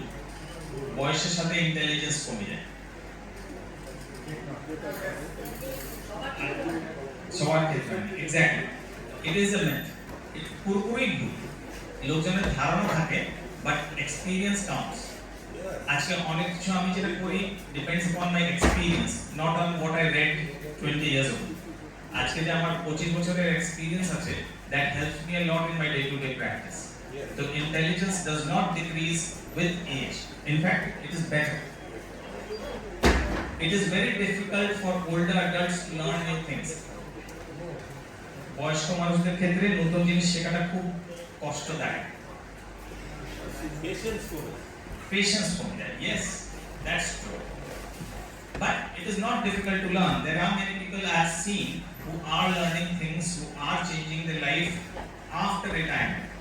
In fact, আমার কাছে অনেকজন এরকম আছে যারা নতুন জিনিসগুলো স্টার্ট করেছে, নতুন ল্যাঙ্গুয়েজ লার্ন করেছে আফটার রিটায়ারমেন্ট। বিকজ যখন কাজ করছিল তখন সময় ছিল না, এখন হাতে সময় আছে, and that is a good thing for your brain as well if you are learning new things. Memory loss is a normal part of aging. এই প্রশ্নটা করা হয়েছে। Yes, there is some memory loss, but at the same time, memory loss is proportionate to the age. কিছু কিছু জায়গায় যদি memory loss বেশি হচ্ছে, then it can be a sign of mental illness, যেটাকে আমরা Alzheimer's disease কিংবা dementia বলি। So not always memory loss is normal. You have to be able to understand where it is an aging process which is causing memory loss or where it is an illness. What I usually say, যখন normal memory loss হয়, যেটা সাধারণত কি হয়, আজকে আমি 4টে জিনিস আনতে গেলাম বাজারে, 3টে কিনলাম, একটা ভুলে গেলাম, কিন্তু তখন আমাকে যদি মনে করিয়ে দেওয়া হয়, তখন আমার মনে পড়ে যায় হ্যাঁ এই জিনিসটা ভুলে গেছি and I will get that thing. But সেই যদি মেমোরি লস ডিমেনশিয়া মতন হয়, অ্যালজাইমার্স ডিজিজ হয়, তখন ওই মনে করিয়ে দিলেও মনে থাকে। So that is the difference. যে কথায় আমরা বলবো যে it is a normal part of aging কিংবা কথায় it is dementia. Older adults have more trouble sleeping than younger adults. ঘুম নিয়ে খুব সমস্যা বেড়ে যায়। That is a fact. That is a fact. In fact, requirement of sleep decreases. অনেকবার এসে আমাকে মানুষরা বলে, বয়স্ক মানুষরা বলে না আগে তো আমি 8 ঘন্টা ঘুমোতাম, এখন 6 ঘন্টা ঘুমোতে পারছি। That is normal. বয়সের সাথে ঘুমের রিকোয়ারমেন্টটা কমে যায়। আজকে ছোট বাচ্চা যখন জন্ম নেয়, তারা প্রায় 24 ঘন্টা ঘুমোচ্ছে, 2 ঘন্টা হয়তো যাচ্ছে, 22 ঘন্টা ঘুমোচ্ছে। যেরকম আমাদের বয়স বাড়ে, সেরকমই আস্তে আস্তে বয়সের সাথে ঘুমের রিকোয়ারমেন্টটা কমে যায়। তো ইনফ্যাক্ট যদি কেউ মানুষ এসে আমাকে বলে যে আমি 5-6 ঘন্টা ঘুমোচ্ছি, আমি বলি হ্যাঁ ফার্স্ট ক্লাস, তাতে কোনো দোষ নেই, তাতে কোনো রোগ নেই। 5-6 ঘন্টা for above 60-year-old is sufficient. কিন্তু সেটাকে রোগ হিসাবে অনেকজন ধরে নেয়, তারপর ওরা ঘুমের ওষুধ আর খেতে আরম্ভ করে দেয়, এন্ড তখন অসুবিধাগুলো হয়। কারণ এই ঘুমের ওষুধগুলো খুব ডেঞ্জারাস। ইনফ্যাক্ট এটা আমি খুব দেখি, আনফরচুনেটলি আমাদের ইন্ডিয়াতে ওষুধগুলো পাওয়া খুব সোজা। জেনারেলি ঘুমের ওষুধ প্রেসক্রিপশন ছাড়া দেওয়ার কথা না, কিন্তু আমার কাছে এরকম পেশেন্ট আছে যারা 20 বছর ধরে হয়তো ঘুমের ওষুধ খাচ্ছে। ঘুমের ওষুধগুলো যেটা সব থেকে বড় প্রবলেম, প্রথমে একটা কাজ হচ্ছে, তারপর একটা থেকে ঘুম হচ্ছে না, 2, 3, 4 বাড়তেই থাকে, এন্ড তারপর ওইগুলো নিয়ে কিন্তু সমস্যা হয়। কারণ আমরা বেশ ভালো করে জানি এই ঘুমের ওষুধগুলোর জন্য মেমোরি প্রবলেমস গুলো হয়। Retirement is often detrimental to health. No, again, I don't agree with that, because if you plan properly, you can have a good quality life after retirement. So retirement does not mean that your health will deteriorate. That is up to you. Older workers cannot work as effectively as young workers. বয়স্ক মানুষরা young personদের মতন কাজ করতে পারে না। Not necessary. Not necessary. If you are given the right support, you can work. যেরকম উনি বলছিলেন যে আমরা একটা হ্যান্ডেল বার দিয়ে দিলাম bathroom. So if you modify things, আজকে মোবাইলে বড় আইকন দিয়ে দিলাম, যদি কম্পিউটারের বড় ফরম্যাটে দিয়ে দিলাম, পিপল ক্যান ওয়ার্ক। এরকম কোনো ব্যাপার না যে young persons can work and older people can't work, they can work equally. Older adults take longer to recover from physical and psychological illnesses. বয়স্কদের ক্ষেত্রে কোনো রোগ হলে তাদের কিন্তু বেশি সময় লাগে। That's a fact. Unfortunately, that is a fact. যেটা আগে ডক্টর তালুকদার বলছিলেন, আমাদের বডির ইমিউনিটি, আমাদের বডির লড়াই করার ক্ষমতা, আমাদের বডি রিকভারি প্রসেস, মাসলসগুলো সবাই উইক হয়ে যায়। যেরকম উনি বললেন, এই একটা ফ্র্যাকচার নেক ফিমার পাই গেল, পড়ে গেলাম বা হাড় ভেঙে গেল, তারপর রিকভার করতে অনেকবার লোকজন পারে না, because the ability to recover decreases.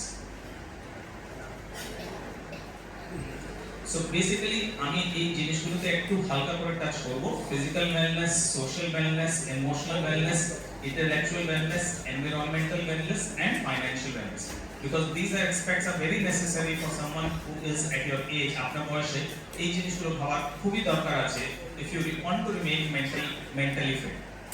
আমরা মেডিসিনে সবসময় বলি prevention is better than cure. রোগ হওয়ার আগে যদি আমরা আটকাতে পারি, it is always better, because রোগ হয়ে গেলে তখন অসুবিধা আছে। so we always prefer যদি আমরা রোগগুলোকে আটকাতে পারি। some of the things Dr. Talukdar already বলেছেন, physical wellness, how can you keep physically well? উনি যেটা বললেন, exercise is one of the most important things. Simple exercise, 30 minutes of walking, 5 minutes a day is good enough. কিন্তু please আজকে আমি বলে দিয়েছি 30 minute walking করতে হবে, কালকে থেকে আরম্ভ করে দেবেন না, তাহলে কিন্তু মাসলগুলো বিপদে। so start with 5 minutes, add 1 minute every day and then reach 30 minutes. আজকে আমি বলে দিয়েছি 30 মিনিট, মানে কালকে থেকে 30 মিনিট আরম্ভ করে দিলেন, প্লিজ করবেন না, তাহলে কিন্তু বিপদ হয়ে যাবে। so start slowly and আস্তে আস্তে বাড়াবেন, একবারে 30 মিনিট না। the target is to reach 30 minutes. exercise is very useful, যেটা স্যার বলছিলেন, not only for one thing but multiple things. digestion বলুন, ব্যালেন্স বলুন, সবকিছুতেই, মেন্টাল হেলথ বলুন, সবকিছুতেই কিন্তু এক্সারসাইজ খুব important. So exercise is an essential part of keeping well. সেটা আমরা অনেকবার ভুলে যাই, অনেকবার আনফরচুনেটলি এই সোশ্যাল মিডিয়া এই জিনিসগুলোকে ঘেটে দিচ্ছে। আমরা মোবাইলে, ল্যাপটপে, কম্পিউটারে এত বেশি সময় স্পেন্ড করছি যে আমরা এক্সারসাইজ ভুলে যাই। হ্যাঁ, আমার হাঁটতে কষ্ট হচ্ছে, but I can do upper limb exercise. আমি হাঁটতে পারি না স্যার, আমাকে অনেকজন এসে বলে যে না আমার হাঁটতে কষ্ট হয়, but you can do the rest of the exercise. Upper limb বলুন, অ্যাবডোমেন বলুন, সব কিছুর এক্সারসাইজ করা হয়। So you can do that, still do that. Diet, এই নিয়ে প্রশ্ন উঠেছিল যে কি খাবো কি না। One of the most important thing is diet at your age. Sir যেটা বলছিলেন, you need to be able to maintain a good diet, যেটা আমাদের ভাষায় বলি balanced diet. That is very very important. Especially এই বয়সে আমরা খুব, যেরকম স্যার বলছিলেন, আমাদের মাসলগুলো স্লো ডাউন হয়ে যায়। তো বাইরের মাসল যেরকম স্লো ডাউন হয়ে যায়, পেটের মাসলগুলো স্লো ডাউন হয়ে যায়। Constipation is a big problem. আমাকে অর্ধেক লোকজন এসে বলে মাথায় গ্যাস উঠে গেছে। So gas is a big problem. Constipation is a big problem. তো আমরা যদি ডায়েট একটু খেয়াল রাখি, যে সময় মতন খাচ্ছি, অল্প করে বারবার খাওয়া, একটু ফাইবার বেশি খাই, সোডিয়াম একটু কম, একটু ফ্যাট কম, এটা কিন্তু খুব important, specially at your age. যে একটু নুন কম খাওয়া, একটু তেল কম খাওয়া, এই দুটো জিনিসে যদি কন্ট্রোল রাখা হয়, আর ফাইবার কন্টেন্ট যদি বেশি থাকে, প্রোটিন কন্টেন্ট যদি বেশি থাকে, তাহলে কিন্তু diet is can play a big huge role in keeping you well. So that is a very very important thing. আমরা স্পেশালি বলি ওমেগা 3 ফ্যাটি অ্যাসিডস, ক্যালসিয়াম, এগুলোর একটু মাঝে মাঝে সাপ্লিমেন্ট নেওয়া, that will keep you well. Protein and water is again very important. আমরা সাধারণত একটা গরম জায়গাতে খাচ্ছি, গরম এখন বেড়ে গেছে আগে থেকে, যদি আমরা ঠিক মতন জল না খাই, that itself can cause a lot of problems. আবার কিন্তু জল বেশি খাওয়াটাও বিপদ। আমার কাছে এরকম আছে লোকজন যারা 9-10 লিটার জল পার ডে খাচ্ছে, তাদের আবার সোডিয়াম কমে গেছে, আর সেটা নিয়ে একটা সমস্যা। সাধারণত আমরা বলি अराउंड 3 লিটার মতন জল per day is sufficient. So that is again very important, যেটা আমরা কি খাচ্ছি, যেমন চিকেন আছে, baked fish, low fat yogurt, egg white, এই জিনিসগুলো আপনাকে প্রোটিন প্রোভাইড করতে পারে। আগেও স্যার বলেছেন protein content is very important at your age. তো প্রোটিনের উপরে একটু ফোকাস দিতে হবে, একটু চেষ্টা করতে হবে যেন আমরা প্রোটিন কন্টেন্ট বেশি করে নিচ্ছি। অ্যান্ড অফকোর্স অনেকগুলো এখন জুসগুলো বেরিয়েছে, এই প্যাকেট জুস, সেগুলো পুরোই ড্রপ, সেগুলো কোনো জুস নেই, পুরো sugar. It does not help you in terms of fruits আপনি খান, that is better than taking a juice. আমরা রেকমেন্ড করি অ্যাটলিস্ট 1 ফ্রুট এভরি ডে, ঘুরিয়ে ঘুরিয়ে খাওয়া। different fruits mixed করে খাও। So at least one fruit portion should be there in your meal every day. And of course avoid alcohol and tobacco. আরেকটা জিনিস prevention যেটা বলছিলাম ইজ ইম্পর্টেন্ট। তো কিছু কিছু জিনিস from medical point of view আপনাদের জানা দরকার, specially your numbers. So when I say numbers, what do I mean? 1, blood pressure. একটু মনিটরিং করার দরকার আছে। অনেকবার I work at Fortis hospital, ওখানে আমরা কিডনিতে অনেকগুলো কিডনি ট্রান্সপ্লান্ট করি। One of the commonest cause is undetected blood pressure. Blood pressure ছিল, কোনোদিন মাপা হয়নি, কোনোদিন তার চিকিৎসা করা হয়নি, কিংবা তার ওষুধ ঠিক মতো নেওয়া হয়। So please be very careful at your age about blood pressure. কারণ ব্লাড প্রেশার এরকম একটা জিনিস যেটা হার্টকেও ড্যামেজ করতে পারে, লাংসকেও ড্যামেজ করতে পারে, কিডনিকে ড্যামেজ করতে পারে, প্যারালাইসিস হয়ে যেতে পারে। So the blood pressure should be below 150/90. উপরের ব্লাড প্রেশার আমরা নরমাল রেঞ্জ বলি 150 থেকে 90, নিচেরটা 90 থেকে 60। At your age the blood pressure should not cross 150/90. Again exercise, নুন কম নেওয়া, ওষুধ নেওয়া, স্মোকিং, এগুলো যদি বন্ধ করি তাহলে কিন্তু we can control our blood pressure. Other thing যেটা আমরা কোভিডের সময় যেটা সবথেকে বেশি দেখলাম, blood sugar, uncontrolled blood sugar. Diabetes আছে কিন্তু আমি খেয়াল রাখছি, ডায়াবেটিসকে আমরা সাইলেন্ট কিলার বলি। So again if you have diabetes, ওটাকে প্লিজ কন্ট্রোলে রাখুন, because that is one illness which can কুই পোকার মতো পুরো শরীরটাকে নষ্ট করে দিতে পারে। So that is the other thing which you need to take care of. Last thing, cholesterol. Cholesterol again is very important to prevent heart attacks.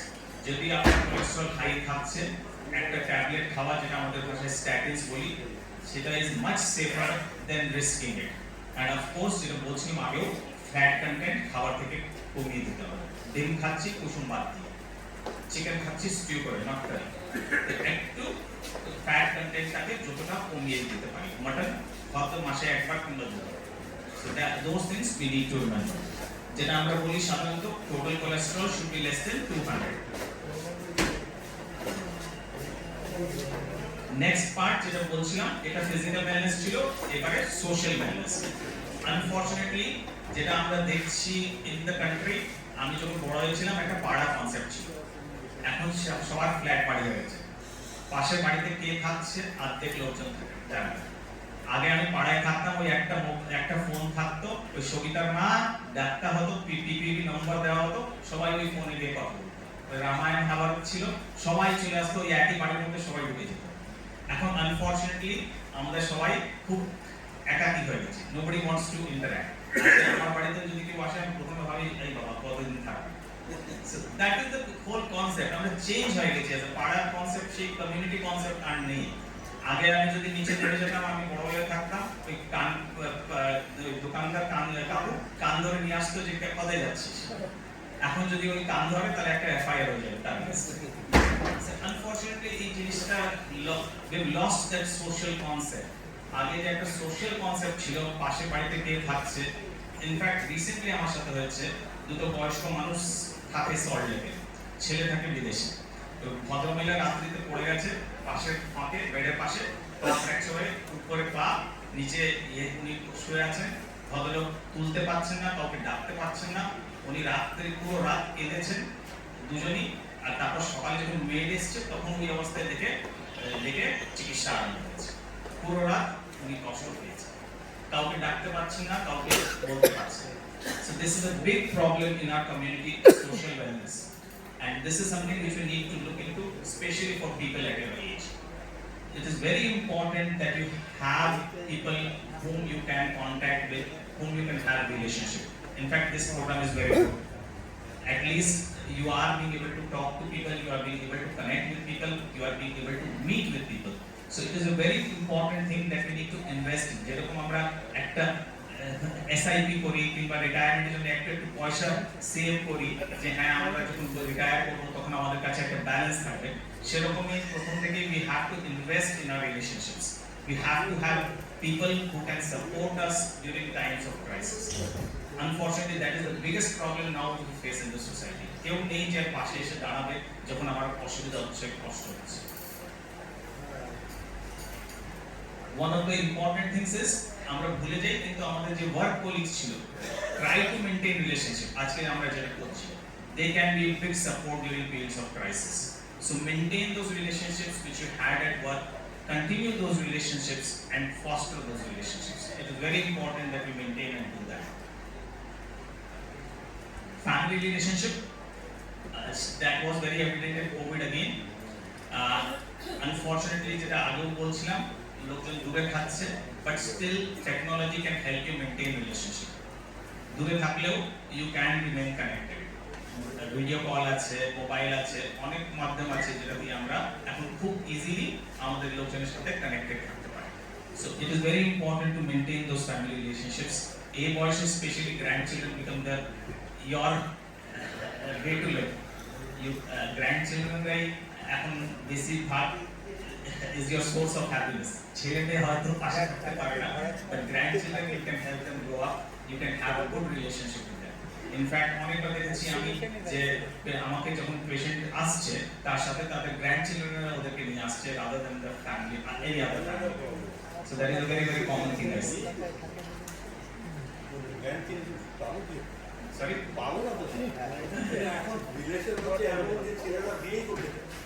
সেটাও একটা বিশাল বড় প্রবলেম। I agree.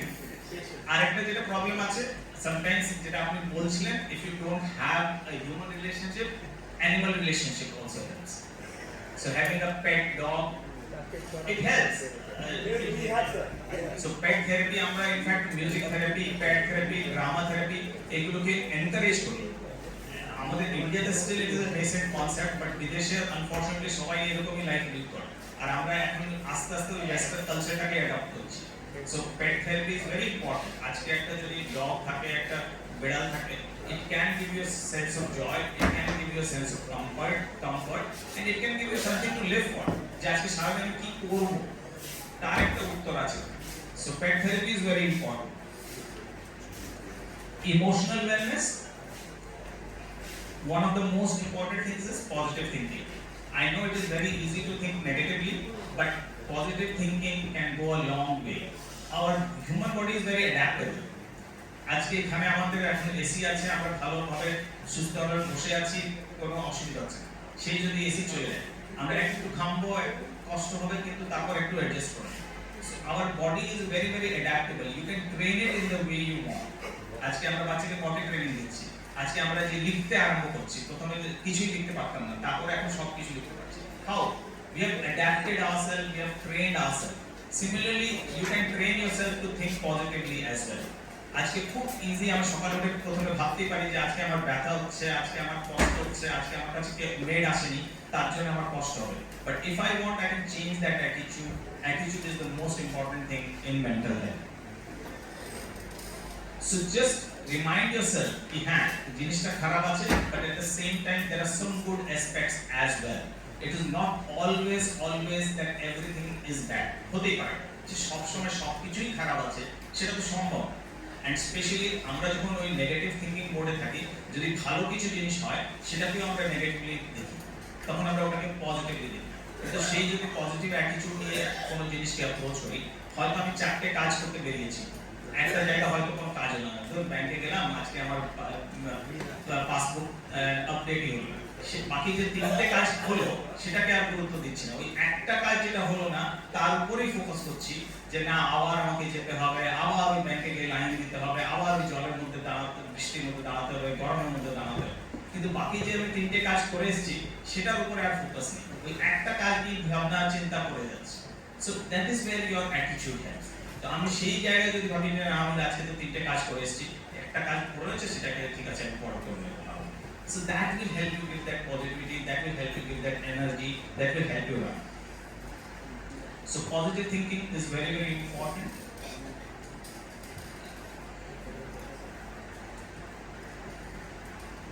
একটা আমরা যেটা এনকারেজ করি, when you are in that negative mode, কোনো জিনিসই আপনাকে ভালো লাগছে না, তখন একটা সিম্পল যেটা ডায়েরি বলতাম, আমরা আগে ডায়েরি লিখতাম, পজিটিভ জার্নালিং আমাদের ভাষায় বলি। রাত্রিতে বসে যদি আমি 2-3টেও সেন্টেন্স লিখি যেটা আমার সারাদিনে ভালো লাগলো, যেটা আমার সারাদিনে আমার সাথে ভালো জিনিস হলো, সেই জিনিসটাকে যদি আমি একটা ডায়েরিতে নোট ডাউন করি আর প্রত্যেক রবিবারে ওই সেন্টেন্সগুলোকে আরেকবার পড়ি, that can help you change your negative mindset. So this is what we call positive journaling. আরেকটা ওই WhatsApp jokes গুলো আর humor is a very good self defense mechanism. So trying to have people around you who think positively, who give positive energy. Negative লোকের সাথে যদি আমি বসে থাকি তাহলে আমি নেগেটিভ ফিল করব। So try to surround yourself with people who think positively. আরেকটা জিনিস যেটা আমরা দেখেছি we have forgotten how to relax. সবসময় ছুটে বেড়াই, 1 মিনিটও সময় নেই, যা কাজ করছি তারপরে ভাবছি যে এরপরে কি করতে হবে। আমরা একটা ছুটিতে যাচ্ছি তখন একটা লিস্ট নিয়ে যাচ্ছি যে এই জিনিসগুলো দেখতে হবে, সেইগুলো যদি না হয় তাহলে কিন্তু বিপদ, তাহলে কিন্তু মনে হয় যে না কি ছুটিতে গেছি ওই জিনিসটা তো দেখতে পারলাম না। তো ভ্যাকেশনটাকে আমরা পুরো প্ল্যান করে একটা কাজ বানিয়ে নিই রাদার দেন একটা রিল্যাক্সেশনের project. It becomes a project যে হ্যাঁ এই জিনিস করতে হবে, এই জিনিস জায়গা যেতে হবে, স্পেশালি ফর ইয়াং পিপল ওই জিনিস জায়গায় সেলফি তুলতে হবে, ওটাকে সোশ্যাল মিডিয়াতে পোস্ট করতে হবে। So again, as a society, we have forgotten to relax. So we need to be able to relax. We need to be able to give ourselves time to sort of recover and rejuvenate. Expressing your emotions. Again, এটা নিয়ে আমরা খুব ভয় পাই। আমি যদি কাউকে কিছু বলি তাহলে কি হবে? আমার আজকে খারাপ লেগেছে, কিন্তু সেটা যদি বলি সে কি ফিল করবে? But you should be able to express your emotions. যতটা বটল আপ করবেন, যতটা নিজেকে গুটিয়ে নেবেন, আরো বেশি কষ্ট হবে, আরো বেশি মেন্টাল হেলথ প্রবলেম হবে। So be free to express your emotions. That is again a very, very important thing that we encourage from mental health point of view. Hobbies and interests. Again, বয়স হচ্ছে তার মানে এটা না যে আমরা নতুন হবি আর ইন্টারেস্ট ডিসকভার করতে পারি। অনেকজন আছে যারা আমার পেশেন্ট, যারা নতুন জিনিসগুলো শিখছে, নতুন জিনিসগুলোতে ইন্টারেস্ট, হয়তো একটা নতুন ইনস্ট্রুমেন্ট বানাবো। আমি সবসময় সিতার বাজাতাম, এবারে গিটারের জন্য প্র্যাকটিস করছি, হারমোনিয়ামের জন্য প্র্যাকটিস করছি। আগে গান গাইতাম, মাঝখানে ছেলেরা ছিল, খুব কাজ ছিল, গাইতে পারছিলাম না, আবার ওই সিঙ্গিং আরম্ভ করেছি, আবার ওই ড্রামা আরম্ভ করেছি, আবার মিউজিক শুনতে আরম্ভ করেছি। So intellectual wellness এর জন্য it is very important that you have some sort of mental stimulation, and for that having a hobby or interest is very important. So what can you do? As I said, developing a hobby or interest, reading is a very good thing.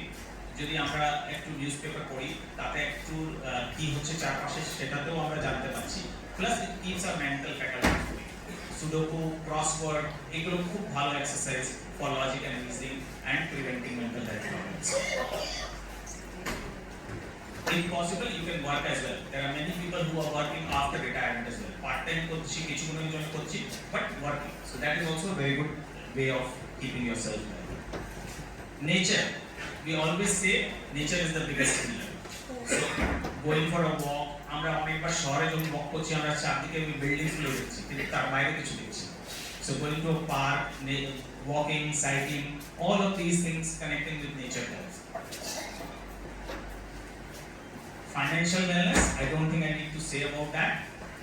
I think we have crossed that bridge. So planning for your retirement, having a good sort of investing in a proper manner, having some sort of help in terms of bank balances, etc. Of course, that. So just to finish, how can you keep active? By regularly exercising, walking, yoga, gym.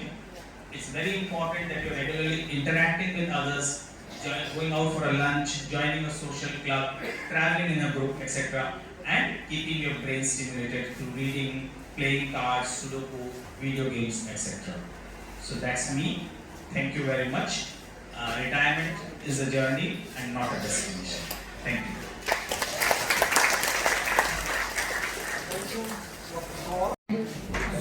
ঘুমের কথা বললেন, খাওয়ার বেশি দরকার নেই।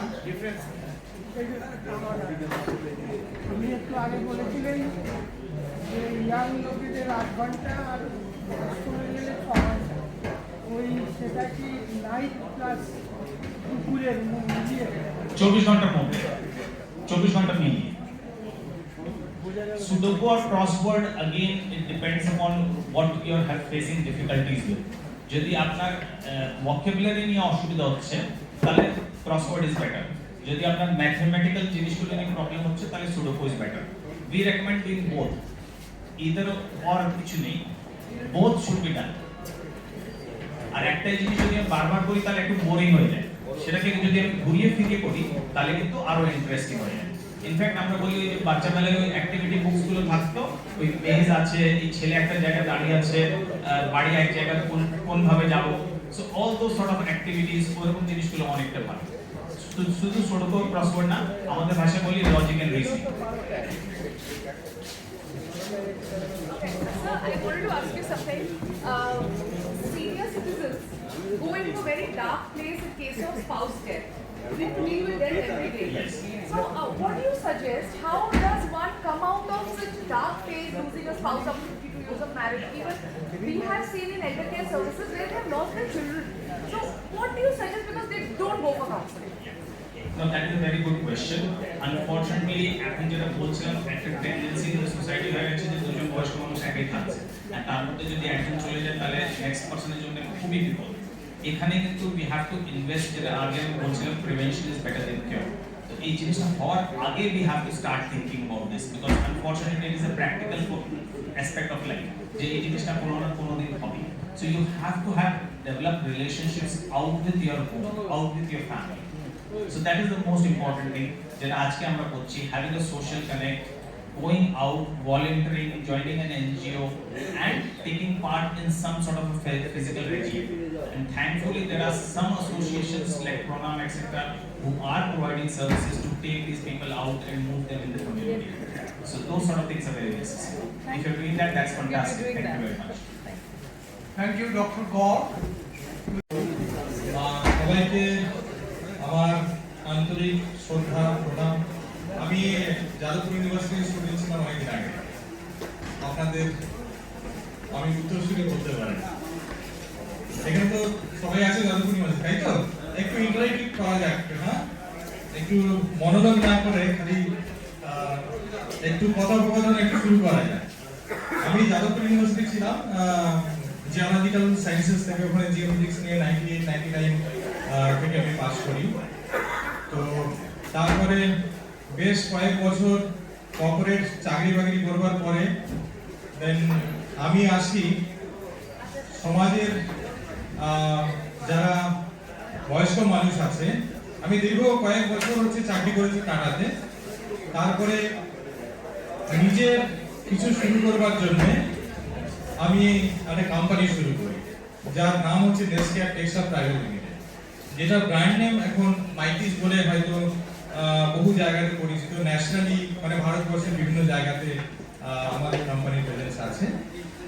তো যেটা আমি শুরু করি সেটার মেন কনসেপ্ট ছিল, আমি একটা ওনার প্রথমে তো এই ডক্টর গার্গ এবং তালুকদারকে অসংখ্য ধন্যবাদ, যেটা হয়তো আমার কাজটা অনেক সুবিধা করে দিচ্ছে আপনাদের ব্যাপারে কিছু বলবার জন্য।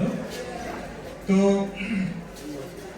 কিছু বছর আগে মানে 2019 এর দিকে আমি দেখতাম আমার কমপ্লেক্সে, আমি তখন হচ্ছে এখন তো সব কমপ্লেক্স কালচার এসে গেছে, তো কমপ্লেক্সে আমি তখন সেক্রেটারি ছিলাম। তো দেখতাম আমাদের এই কমপ্লেক্সে একজন ভদ্রলোক এজেড অ্যাবাউট 78-80 এরকম হবে। তো উনি প্রত্যেকদিন সকালবেলায় ওই দুটো বড় বড় ব্যাগ হাতে করে নিয়ে কমপ্লেক্সে ওই বাইরে বাজার করতে যেতেন। তো একদিন আমি ওনাকে ধরলাম, আমি একবার জিজ্ঞেস করলাম যে আপনি এত দেখে মনে হচ্ছে উনি ঠিক করে সোজা হয়ে হাঁটতেও পারেন না, ঠিক আছে? ওনাকে আমি জিজ্ঞেস করলাম যে আপনার বাড়িতে কেউ নেই যে আপনি এত ওয়েট নিয়ে যাতায়াত করছেন? উনি আমাকে বললেন যে না, কেউ নেই। অবভিয়াসলি বাড়িতে আমার বেড রিডেন ওয়াইফ আছে, তো একজন মেয়ে থাকে, একজন মেয়ে একটু বেশ দূরে থাকে। তো তখন আমার একটা জিনিস মনে হলো যে এরকম বহু লোক আছে যাদের হয়তো ছেলেপুলেরা সঙ্গে থাকে না, যাদের হয়তো পরিস্থিতি এরকম আছে যারা তারা দুজনেই সঙ্গে থাকে বা অনেকেই একা থাকে, তাহলে এদের জন্য কি আছে? এই যে বয়স্ক মানুষের দুটো ভারী ব্যাগ নিয়ে আসা যাওয়া করছে, ওয়াইফও পাচ্ছেন না, তাহলে লজিক্যালি কি করা যেতে পারে? তখন আমার মনে হলো যে এদের জন্য কিছু করা উচিত। ঠিক আছে, ধরুন আজকে আপনার ছেলেপুলে বাইরে চলে গেছে, সঙ্গে কেউ নেই হয়তো, বা অনেকেই দেখবেন একটা বিদেশে আছে বা ভারতবর্ষের বিভিন্ন জায়গায় যখন আছেন, আপনারা যারা এখানে আছেন, তো তাদের যে পরিস্থিতি আছে তাদেরকে পাশে থাকবার মতো কে কে আছে এখন অবধি? তো তো এটা নিয়ে যখন আমরা একটু স্টাডি করলাম তখন আমার সব থেকে মনে হলো যে 4-5টা স্পেসিফিক টাইপের প্রবলেম আছে। তো আমি প্রথমে জিজ্ঞেস করি আপনাদের যারা একা থাকেন, কেউ এর মধ্যে আছেন যারা একা থাকেন বাড়িতে? একটু হাত তুলবেন। কেউ আছেন? আপনি পুরো একা থাকেন, আপনি একা থাকেন, আরো সবাই আপনিও থাকেন, আরো নিশ্চয়ই অনেকেই আছেন, একটু হাত তুলবেন। হ্যাঁ, এদিকে আছে। তো যারা একা থাকেন তাদের মনে সব থেকে একটা বেশি বড় ভয় যেটা থাকে যে যদি আমার ইমিডিয়েট কিছু হয়ে যায়, মেডিকেল এমার্জেন্সি যদি হয়ে যায়, তাই তো? হ্যাঁ তো নাকি? তো যদি আমার ইমিডিয়েট কিছু মেডিকেল এমার্জেন্সি হয়ে যায়, এখন তো আগে পাড়ায় ছেলেপুলে ডাকলে পাওয়া যেত, এখন আপনার উল্টো দিকে ফ্ল্যাটে যে আছে তাকেও পাওয়া যায় না হয়তো, তাই তো? তো তাদের জন্য কি আছে? এরকম কোনো লোকজন আছে, এরকম কোনো সার্ভিসেস আছে যে আমি ডাকলাম আর চলে এলো, আমাকে নিয়ে কোনো হসপিটাল যেতে হলো বা ডাক্তারের কাছে যেতে হলো, সেটা করা যেতে পারে? তো আইডিয়ালি কিছু নেই। হ্যাঁ ম্যাডাম কি বলেন? এরকম পেয়েছেন কাউকে? ডাকলাম, আমি চলে আসলাম, আমার একটু অসুবিধা হচ্ছে, আমাকে একটু নিয়ে যাও, আমি কালকে একটু মুভি যাবো, কালকে আমার একটু বাজারে যেতে হবে, এরকম নরমালি এটা পাওয়া যায় না। ঠিক আছে? সো দ্য বিগেস্ট প্রবলেম যেটা হয়তো আগে ডক্টর গার্গ এন্ড কলিগরা আমি শুনছিলাম যে হয়তো ডিসকাস করছিলেন, আমাদের সমাজে বয়স্ক মানুষ যারা আছে তাদের সবথেকে বড় চ্যালেঞ্জ হচ্ছে মেডিকেল এমার্জেন্সি, তাই তো? অনেকে একমত তো? এবার সেকেন্ড আমি যদি প্রশ্ন করি মেডিকেল এমার্জেন্সি হলে কেন হচ্ছে এত মেডিকেল এমার্জেন্সি, মানে আমাদের প্রপার যদি হেলথ মনিটরিং দেখেন, এই যে বলছিলাম যে প্রেসার বাড়তে বাড়তে হয়তো আমি খেয়ালই করছি না যে আমাদের প্রেসার বাড়ছে, রাইট? সেখান থেকে বিভিন্ন রকম স্ট্রোক থেকে শুরু করে বিভিন্ন রকম জিনিস হচ্ছে। তাহলে আমাদের একটা মেজর জিনিস যেখানে হয়তো ইন্ডিয়াতে এটা হয় না কিন্তু বিদেশে যেটা চালু আছে, যে বয়স্ক মানুষেরা গভর্নমেন্টের আন্ডারে আছে, তার বিভিন্ন ধরনের সার্ভিস চালু হয়, মেডিকেল এমার্জেন্সি থেকে শুরু করে তার হেলথ মনিটরিং প্রপারলি চেক করা হয়, কিন্তু আমাদের এখানে প্রপার হেলথ মনিটরিংটা হয় না। ঠিক আছে? থার্ড, যেটা আমরা একটু আগে যেটা ডিসকাশন হচ্ছিল, ইমোশনাল ওয়েলবিং। ইমোশনাল ওয়েলবিংটা কিরকম আছে? ধরুন আপনি যে বাড়িতে আছেন, আপনি ম্যাক্সিমাম সময় কাটে কিভাবে? হ্যাঁ, বই পড়েন, এক্স্যাক্টলি, টিভি, তাই তো? Mobile, TV. আমাদের ভারতবর্ষে একটা সিনিয়র সিটিজেন বলে বয়স্ক মানুষের দেশ হয়ে যাচ্ছে ইন্ডিয়া। তো তাহলে আমাদের এখানে যত বয়স্ক মানুষ আছে, এখন যত ইন্ডিয়ার পপুলেশন আছে তার 10.5% হচ্ছে সিনিয়র সিটিজেন। ঠিক আছে? 15 কোটি হচ্ছে সিনিয়র সিটিজেন আছে। আপনি যে কোনো একটা মোবাইল নিন, ঠিক এই সময় হয়তো 70 লক্ষ লোক বলবে যে আমার সব থেকে বড় বন্ধু বা আমার সময় কাটছে টিভি দেখে, তাই তো? বাড়িতে টিভি চলতেই থাকে, কেউ দেখুক আর না দেখে। হ্যাঁ, তো তার মানে কি? তার মানে হচ্ছে কেউ না কেউ কথা বলতে চাচ্ছে, আমি কথা বলতে যাচ্ছি, কোনো না কোনো ভাবে আমি এনগেজ হতে চাচ্ছি, কিন্তু আনফরচুনেটলি আমার সঙ্গে কথা বলবার লোক নেই। এখন যে যারা যে জেনারেশন আমরা তৈরি হয়েছি বা আমাদের নেক্সট জেনারেশন যদি দেখেন, তারা হচ্ছে হয়তো সামনে এখান থেকে ওই অবধি বসে আছেন, আপনার সঙ্গে হয়তো হোয়াটসঅ্যাপে কথা হচ্ছে, তাই তো? হ্যাঁ, তো তাই যদি হয় তাহলে আমার সঙ্গে কে কথা বলবে? আমি তো কথা বলতে চাই, আমার পুরনো মেমোরি আছে, পুরনো আমার যা অভিজ্ঞতা আছে, আমি জানি যে এখনকার ছেলেগুলোর সঙ্গে সেই শেয়ারিং করতে পারলে আমি হয়তো সব থেকে খুশি হব, আমি লাইফের সঙ্গে এনগেজ থাকবো, কিন্তু আমার সঙ্গে সেই কথা বলবার লোকজন কিন্তু আজকাল নেই। তাহলে আমার ইমোশনাল ওয়েলবিং যেটা, আমি কোথাও এনগেজ থাকতে পারলে যেটা মেন্টালি ঠিক থাকবো, যেটা ডক্টর গার্গ বলছিলেন না, আপনি লিখুন, আপনি কথা বলুন, আপনি গার্ডেনিং করুন, আপনি বই পড়ুন। পড়বেন কি করে? আপনি আপনার জিনিস শেয়ার করুন, হয়তো আপনি হয়তো লিখতে চলছেন, ম্যাডাম আপনি হয়তো কিছু লিখতে যাচ্ছেন, আপনার হাত হয়তো ঠিক করে চলছেন, আপনি চান কেউ এসে একটা লিখে দিক, আমি যেটা বলছি আমি রিড আউট করছি, বা আমি যেটা হয়তো পড়তে পারছি না কেউ এসে পড়ে দিক, পাবেন কাউকে? আইডেন্টি পাবেন না, সেই লোকজন নেই। তাহলে কি হচ্ছে? আমার যেটা মেন্টাল ওয়েলবিং, ইমোশনাল ওয়েলবিং, মানসিক ভাবে যে মানসিক স্বাস্থ্য আমরা যাকে বলি, সেটা কিন্তু আজকের দিনে সবথেকে বড় চ্যালেঞ্জ।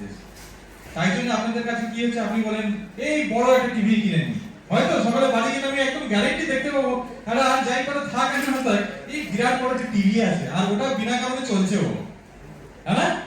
তো এখান থেকে তাহলে কি হবে? আমি তো বলছি আমার ইমোশনাল ওয়েলবিং এর জন্য আমাকে মানুষের সঙ্গে আমাকে বাইরে বেরোতে হবে, কথা বলতে হবে, তো শরীর দিচ্ছে না। কেউ একজন চাই আপনার, আর সেই কেউটা কিন্তু এরকম ভাবে চলে আসে। আমি কাউকে ফোন করলাম, উল্টো দিকে কে থাকে আপনি হয়তো তার নামই জানেন না ঠিক করে, তাকে হয়তো 9 মাস সময় একবার মুখে দেখা হলে সে হয়তো জিজ্ঞেস করে কেমন আছেন, দ্যাটস ইট, এর বাইরে আর কাউকে পাবেন না। তাহলে এটা আমাদের সব থেকে third biggest challenge with the elderly. তাহলে ফোর্থ বিগেস্ট চ্যালেঞ্জ কি আছে এরপরে শুনে থাকবেন। একটু আগে যে ডক্টর গার্গ বলছিলেন যে আমাদের কি হয় যখন 60-65 বছর বয়স বাড়ে, শারীরিক ভাবে মানে বডি ইমব্যালেন্সেস তৈরি হয়। আপনি হয়তো ঠিকঠাক করে হয়তো প্রেসার ইমব্যালেন্সের জন্য দেখবেন রাতে কেউ বাথরুমে পড়ে আছে, 3 দিন পরে উদ্ধার করা হয়, যেরকম পেপারে বহুত শোনা যায় তো, তাই না?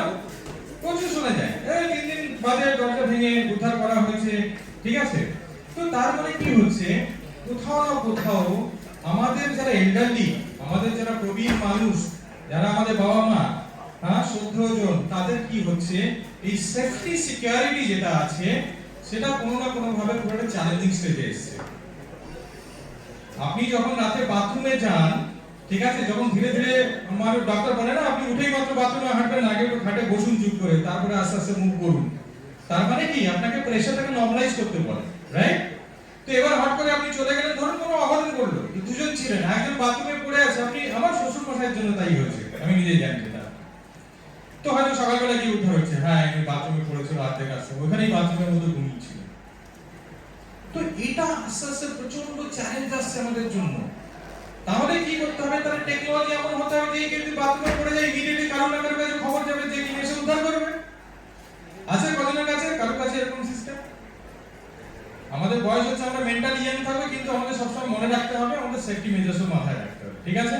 তাহলে 4 নম্বর চ্যালেঞ্জ হলো সেফটি এন্ড সিকিউরিটি। 5 নম্বর একটা সমস্যা আছে, কিরকম? আপনার ওই ফ্যানটা খারাপ হয়ে গেছে, এসিটা চলছে না, ঠিক আছে, কালকে আমার একটু গ্রসারি লাগবে, হ্যাঁ, আমার ওই বাজার থেকে, বয়স্কদের একটা আরেকটা জিনিস আছে, ওই বাজার থেকে আমার মাছ ভালো পাওয়া যায়, ওই বাজার থেকে ফল ভালো পাওয়া যায়, রাইট? ও এই দোকান থেকে নিলে হবে না, ও ইনস্ট্রাকশন থাকে, হ্যাঁ? তো তাই যদি হয় তাহলে এই জিনিসগুলো করবার জন্য আপনার কাছে লোগো থাকবে, এটা একটা বড় চ্যালেঞ্জ, রাইট? সেই 5টা প্রবলেম। তাহলে প্রথম 1 নম্বর বললাম medical emergency is the problem, সবাই একমত তো? Medical emergency. সেকেন্ড বললাম কি না, ওই যে ডক্টর বাবু যেরকম বলে গেল প্রেসারগুলো চেক করবেন, সুগারটা একটু চেক করবেন, যাতে কোনো ইনফ্লেটেড স্টেট না আসে, ইমিডিয়েটলি যেন কারোর প্রেসার ফল করে বা হাই প্রেসারে যেন ইমিডিয়েট হসপিটালাইজ হতে না হয়। তাহলে সেকেন্ড হচ্ছে আমাদের হেলথ মনিটরিং প্রপারলি করতে হবে। থার্ড কি বললাম, ইমোশনাল ওয়েলবিং, লোক খুঁজুন, বাইরে বেরোন, থিয়েটারে যান, মুভি যান, লিখুন, পড়াশোনা করুন, এই মেন্টাল ওয়েলবিংটা হবে। মানে মন হচ্ছে সারা কিছু উৎস, তো শরীর ভালো থাকা মনের উপর ডিপেন্ড করে, রাইট? তো মনটাকে সুস্থ রাখতে হবে, সেটার জন্য বিভিন্ন ধরনের প্রসেস আমাদেরকে করতে হবে, রাইট? 4 নম্বর বললাম সেফটি সিকিউরিটি। বয়স হচ্ছে মাথায় রাখতে হবে যে আমার বয়স হচ্ছে, আমি মেন্টালি ফিট আছি, আমি বাইরে বেরোবো, কিন্তু কিছু জিনিসে আমাকে সেফটি মেজার্স নিতে হবে, রাইট? আর 5 নম্বর বললাম যে আপনাদের এই যে ডেইলি হাসেলস যেগুলো আছে, ঘর বাড়ি সংসার রিলেটেড যেসব জিনিসপত্রগুলো, এই যেমন অনেকগুলো টেকনোলজি, কিরকম ভাবে হয়তো আপনি ভিডিও কল করবেন, কিরকম ভাবে ছেলে বিদেশে বসে আছে, মেয়ে নাতনি বসে আছে, তাদের সঙ্গে কিভাবে কানেক্ট করবেন, এই সব জিনিসগুলো যে চ্যালেঞ্জেস গুলো আছে, এগুলো বয়স্ক মানুষের সঙ্গে চ্যালেঞ্জ আছে। তাহলে এবারে প্রশ্ন হচ্ছে আমি কি করছি। আমার কোম্পানির নাম যেটা হচ্ছে মাইটিজ, আপনারা যে কেউ গুগল করবেন, আমাদের ওয়েবসাইট থেকে শুরু করে এভরিথিং, ভারতবর্ষের একটা বড় এল্ডার কেয়ার কোম্পানি হিসেবে এখনো পরিচিতি লাভ করেছে। তো এখানে কি হবে, মাইটিজ কি প্রোভাইড করছে, যতগুলো প্রবলেম হলো সবটা সলিউশন হচ্ছে আমাদের কাছে। Medical emergency, unit a person, আমাদের সব এক্স আর্মির লোকরা কাজ করে, রাইট? এক্স আর্মি মানে আর্মি থেকে খুব তাড়াতাড়ি রিটায়ারমেন্ট হয়, সবাই জানে, 30-35 বছরের পর থেকে আর্মি থেকে রিটায়ারমেন্ট হয়। আর্মি ছেলেপুলেরা খুব স্ট্রং হয়, ফিজিক্যালি স্ট্রং হয়, পাঞ্চুয়াল হয়, তারা এমার্জেন্সি খুব সুন্দরভাবে হ্যান্ডেল করতে পারে। আমাদের সারা ভারতবর্ষের বিভিন্ন জায়গাতে আর্মির লোক প্লেস করানো হচ্ছে, যারা যারা আমাদের মেম্বারশিপের আন্ডারে আসে বা যারা আমাদের সার্ভিসেস নেয়, এমার্জেন্সি হলে আমার আর্মির লোক গিয়ে তাকে সার্ভিস প্রোভাইড করে। কিছু হলো সঙ্গে সঙ্গে কি করলো, ওখানে পৌঁছে গেল, পৌঁছে গিয়ে অ্যাম্বুলেন্স থেকে ডাক্তার থেকে শুরু করে তাকে নিয়ার বাই হসপিটালে ভর্তি করা, অ্যাডমিট করানো, তার প্রসিডিংস গুলো করা, তার ছেলেগুলোকে কানেক্ট করা, এভরিথিং। তাহলে মেডিকেল এমার্জেন্সি যদি ফার্স্ট প্রায়োরিটি হয়, তাহলে আমি এনশিওর করছি কি মাইতিজ যে কোম্পানিটা আছে, আপনাদেরই ইউনিভার্সিটির স্টুডেন্ট যে মনোজ মাইতি, আমারই কোম্পানি, ঠিক আছে? তো আমি এনশিওর করছি কি যেই মুহূর্তে কোনো মেডিকেল এমার্জেন্সি যদি আসে ইমিডিয়েটলি আমার লোক পৌঁছবে, সে গিয়ে আপনাদেরকে সুন্দরভাবে হসপিটালি করা, আপনার ছেলেগুলোর সাথে কানেক্ট করানো থেকে শুরু করে এভরিথিং টু বি ডন। ঠিক আছে, এরপর যেটা আমি বলেছিলাম যে হেলথ মনিটরিং, ওরা আসে আপনাদের বাড়িতে হেলথ চেক আপ করে, ব্লাড সুগার চেক করে, প্রেসার চেক করে, এভরিথিং। হ্যাঁ, আপনাকে বলে দিলে একটু প্রেসারটা একটু বাড়া মনে হচ্ছে, আমি কি একটা ডক্টর অ্যাপয়েন্টমেন্ট নিয়ে নেবো? পিয়ালেসে যাবেন আপনি, সিমারে যাবেন, সিকেপিলা যাবেন, ঠিক আছে, তো ডাক্তারের সঙ্গে অ্যাপয়েন্টমেন্ট করে ওই আপনাকে নিয়ে যাবে, ওই নিয়ে আসবে, সবকিছু ডাক্তারের সঙ্গে কথা বলা, ছেলেগুলোদের কানেক্ট করা, সবই এই করে। ঠিক আছে, থার্ড যেটা ইমোশনাল ওয়েলবিং করলাম। ইমোশনাল ওয়েলবিং নিয়ে আমি আমাদের লসন আছে, ওকে আমি একটু পরে লিখে নিচ্ছি এক মিনিটের জন্য। তো ইমোশনাল ওয়েলবিং মানে আপনার যে এনগেজমেন্ট, আমরা বিভিন্ন মেম্বার বিভিন্ন জায়গাতে হচ্ছে বিভিন্ন রকমের এনগেজমেন্ট হয়। এই কদিন আগে স্প্রিং ক্লাবে আমাদের প্রায় 150 পেপার টেপারে বহু জায়গাতে বেরিয়েছিল, প্রায় 150-এর উপরে লোকজন এসেছিল, বিভিন্ন ধরনের এনগেজমেন্ট প্রোগ্রাম।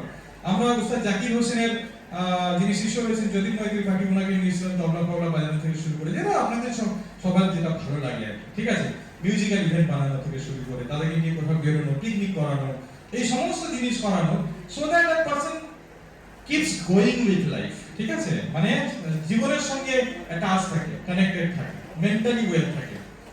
এরপরে যেমন ধরুন আমরা যে জিনিসটা বলি সেফটি সিকিউরিটি, আমরা কি করে একটা ডিভাইস আছে, যে ডিভাইসটা আপনার যখনই একটা ডিভাইস আছে যেটা ওয়্যারেবল ডিভাইস, গলায় ঝুলিয়ে রাখতে পারেন, যেটা নিয়ে আপনি যখন বাইরে বেরোচ্ছেন মনের থেকে জোর থাকো কোনো অসুবিধা নেই, আপনি শরীরটাকেও মাথায় রাখতে হবে যে আমি যে কোনো মুহূর্তে অসুস্থ হতে পারি, অসুস্থ হলে যাতে তার প্রপার ট্রিটমেন্ট হয় সেই বন্দোবস্ত করতে হবে।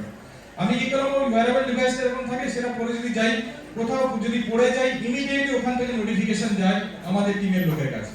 ঠিক আছে, ওখানে তখনই ক্যাপচার হয়ে যায় যে এই ডিভাইসটা তখন নোটিফিকেশন দিচ্ছে যে এখানে একটা মেজর ফল হয়েছে, এই উদ্ধার করতে হবে। ঠিক আছে, ধরুন আপনি বাইরে বেরিয়েছেন, বাইরে বেরিয়ে অসুস্থ লাগছে, আপনার মনে হচ্ছে যে আমি একটু কেউ এলে আমাকে উদ্ধার করুন। ঠিক আছে, আপনি ওই ডিভাইসে একটা প্রেস বাটন আছে, প্রেস করলেন, আপনি বসে পড়লেন, ও আমাদের ছেলেপুলেটা জিপিএস ধরে এসে এখান থেকে আপনাকে সেই সালামত আপনাকে নিয়ে চলে যাবে। ঠিক আছে, এরপর যেমন ধরুন এই ঘরে যেটা বললাম, আপনার যেসব প্রবলেমগুলো আছে, এসি খারাপ হয়ে গেছে, গ্রসারিজ লাগবে, ফ্রুটস লাগবে, বা বাজার করতে হবে, এভরিথিং।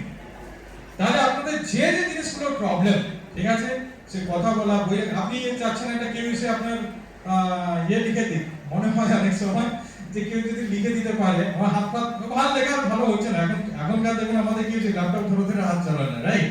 তো আপনাদের জন্য কি হচ্ছে, অনেকদিন লেখা প্র্যাকটিস নেই, আপনার মনে হচ্ছে কি যেটা লিখতে হবে। এবং আমাদের বহু মেম্বার আছে, যাদবপুর ইউনিভার্সিটির আমার অ্যালামনি অ্যাসোসিয়েশন থেকে প্রায় কয়েকশো লোক এখন আমাদের মেম্বার আছে, অনেক বড় বড় প্রফেসর থেকে আমাদের যারা মেম্বারশিপ নিয়েছেন, আমাদের সার্ভিসেস আন্ডারে আছে, রাইট?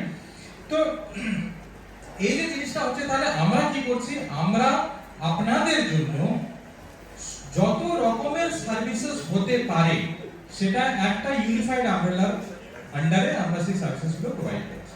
ঠিক আছে, তো কোনোদিন যদি আপনাদের এরকম লাগে যে আপনাদের কখনো সার্ভিস মনে হচ্ছে, তাহলে আপনারা আমাদের কাছে পৌঁছুন। সবার কাছে আশা করি লিফলেট পেয়েছেন। আমাদের আরেকটা জিনিস হচ্ছে, আপনাদের বয়স্ক হলেও এখনো ইয়াং এনার্জেটিক সবাই আছে, যদি আপনাদের মনে হয় যে ইমিডিয়েট কোনো সার্ভিসেস দরকার আছে, আমাদের একটা মোবাইল অ্যাপ্লিকেশন আছে, যেই মোবাইল অ্যাপ্লিকেশন দিয়ে আপনি যে কোনো সার্ভিসেস যে কোনো মুহূর্তে আপনি নিতে পারবেন, মাইকিস এল্ডার টেক বলে। ঠিক আছে, আপনারা প্লে স্টোরে যাবেন, সার্চ করবেন মাইকিস এল্ডার টেক বলে একটা অ্যাপ আছে, সেই অ্যাপটাকে ডাউনলোড করে সেখানে যে কোনো সার্ভিসেস আপনারা নিয়ে নিতে পারবেন। ঠিক আছে, তো আপনাদের আমি নসনকে ডাকবার আগেই আমি জাস্ট একটু সবাইকে আমার তরফ থেকে সশ্রদ্ধ প্রণাম, কেন কিনা আমি যাদবপুর ইউনিভার্সিটির স্টুডেন্ট, আমি আপনাদের সাহায্যে বলুন, আপনাদেরকে সেবা করবার জন্য, খালি মাত্র এটা পিওর এরকম সেবা না যে আমি একদম ফ্রিতে সেবা দিচ্ছি, বাট নট, ইয়েস, আমার কাছে কয়েকশো এমপ্লয়ি আছে যারা ভারতবর্ষের বিভিন্ন কোনায় কোনায় যারা হয়তো আমাদের সার্ভিস প্রোভাইড করছে। তো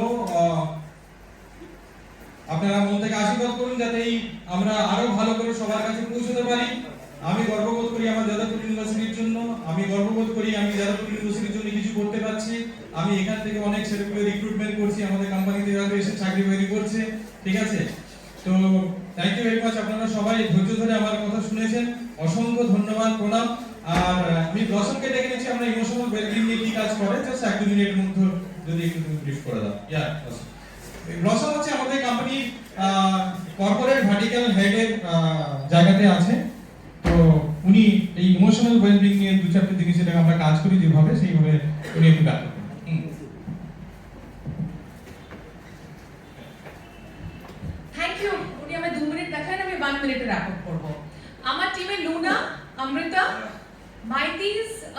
মেন্টাল ওয়েলনেস আর মেন্টাল হেলথ নিয়ে অনেক কিছু করছে। জাস্ট টু ব্রিফ ইউ, শরীর খারাপ হলে তো 100টা ডক্টরের কাছে যাচ্ছি, মন খারাপ হলে কার কাছে যান?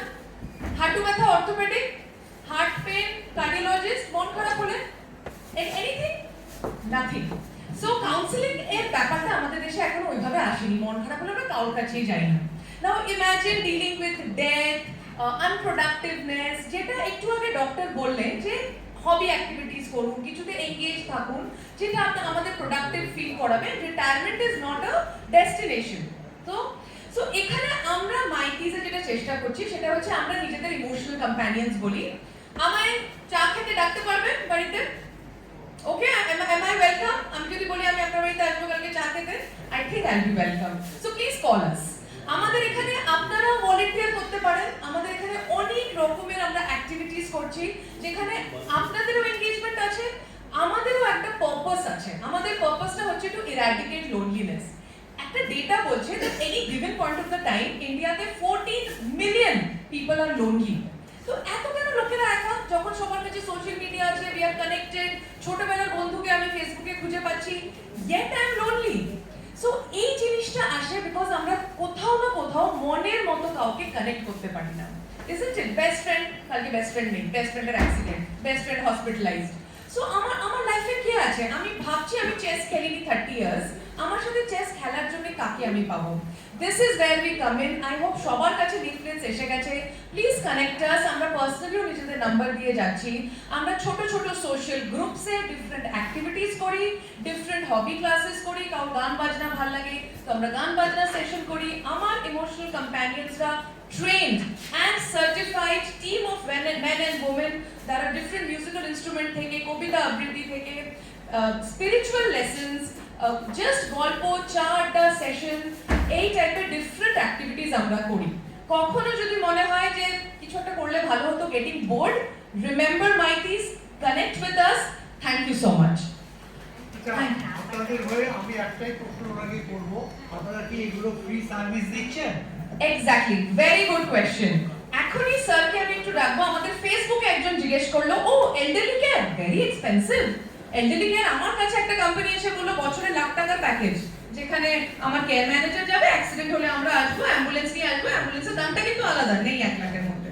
মেন্টাল কোম্পানি, মেন্টাল হেলথ আসবে, গল্প করবে, 50,000 দিয়ে দেবেন। Is elderly care that expensive? It's not. This is where Mighties come in, and it's absolutely not only affordable, in many cases free. Sir, every life question also, so I'm requesting you. আচ্ছা, এই সার্ভিসটা এরকম আমাদের জন্য অত বেশি chargeable না। আপনি 200-300 টাকা খরচা করে, 500 টাকা খরচা করে আমাদের সার্ভিসেস পেতে পারবেন।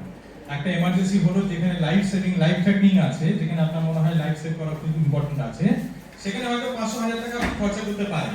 তার জন্য 1 লাখ টাকা খরচা করার কোনো দরকার নেই। আমি যেটা বলছিলাম যে মাইকিজ এল্ডারটেক নামে একটা অ্যাপ আছে, সবাই একটু মনে রাখবেন। আপনি যদি প্লে স্টোরে গিয়ে মাইকিজ মারেন তাও দেখাবেন দুটো অ্যাপ আছে, একটা মাইকিজ এল্ডারটেক, মাইকিজ পার্টনার। মাইকিজ এল্ডারটেক বলে যে অ্যাপটা আছে, ওই অ্যাপটা ডাউনলোড করবেন। আপনারা কারা কারা অ্যামাজন বা জেপ্টো, জোম্যাটোতে অর্ডার করেন? কজন হাত তুলুন তো দেখি। 1 2 3 4 5 6 এখন অর্ডার করেন। ওদিক থেকে কেউ করেন না আপনারা? হ্যাঁ, এই করেন। তো আপনারা যারা টেকনোলজিতে এখনো পর্যন্ত অভ্যস্ত হয়ে গেছেন, আমার মনে হয় খুব একটা বেশি কঠিন না, খালি একটা অ্যাপ ডাউনলোড করে অর্ডার প্লেস করা, ঠিক আছে? আমার ইমার্জেন্সি হয়েছে, একটা লোক লাগবে, এইটুকু করলেই হয়ে যাবে। তার জন্য 1000 টাকা মেম্বারশিপের কোনো দরকার পড়বে না হয়তো, ঠিক আছে?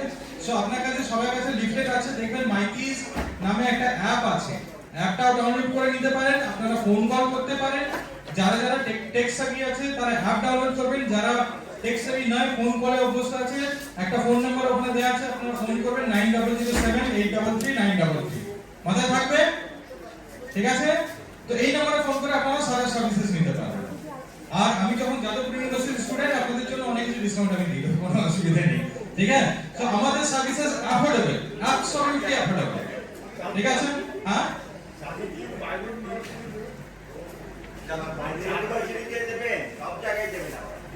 আমি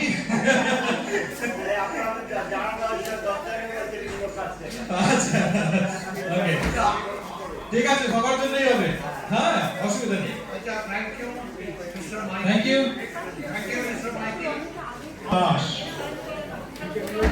মন্ডপ দিয়ে দেবো।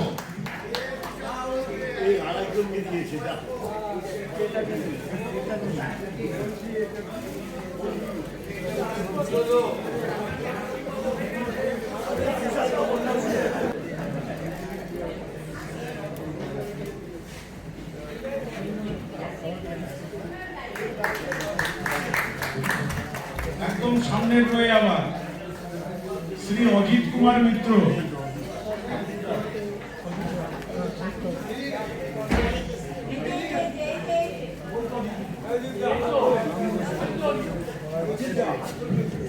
অজিত কুমার মিত্র,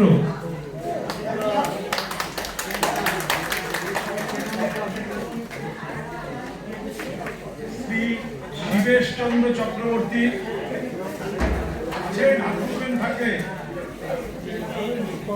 আছে শ্রী শিবেশ চন্দ্র চক্রবর্তী।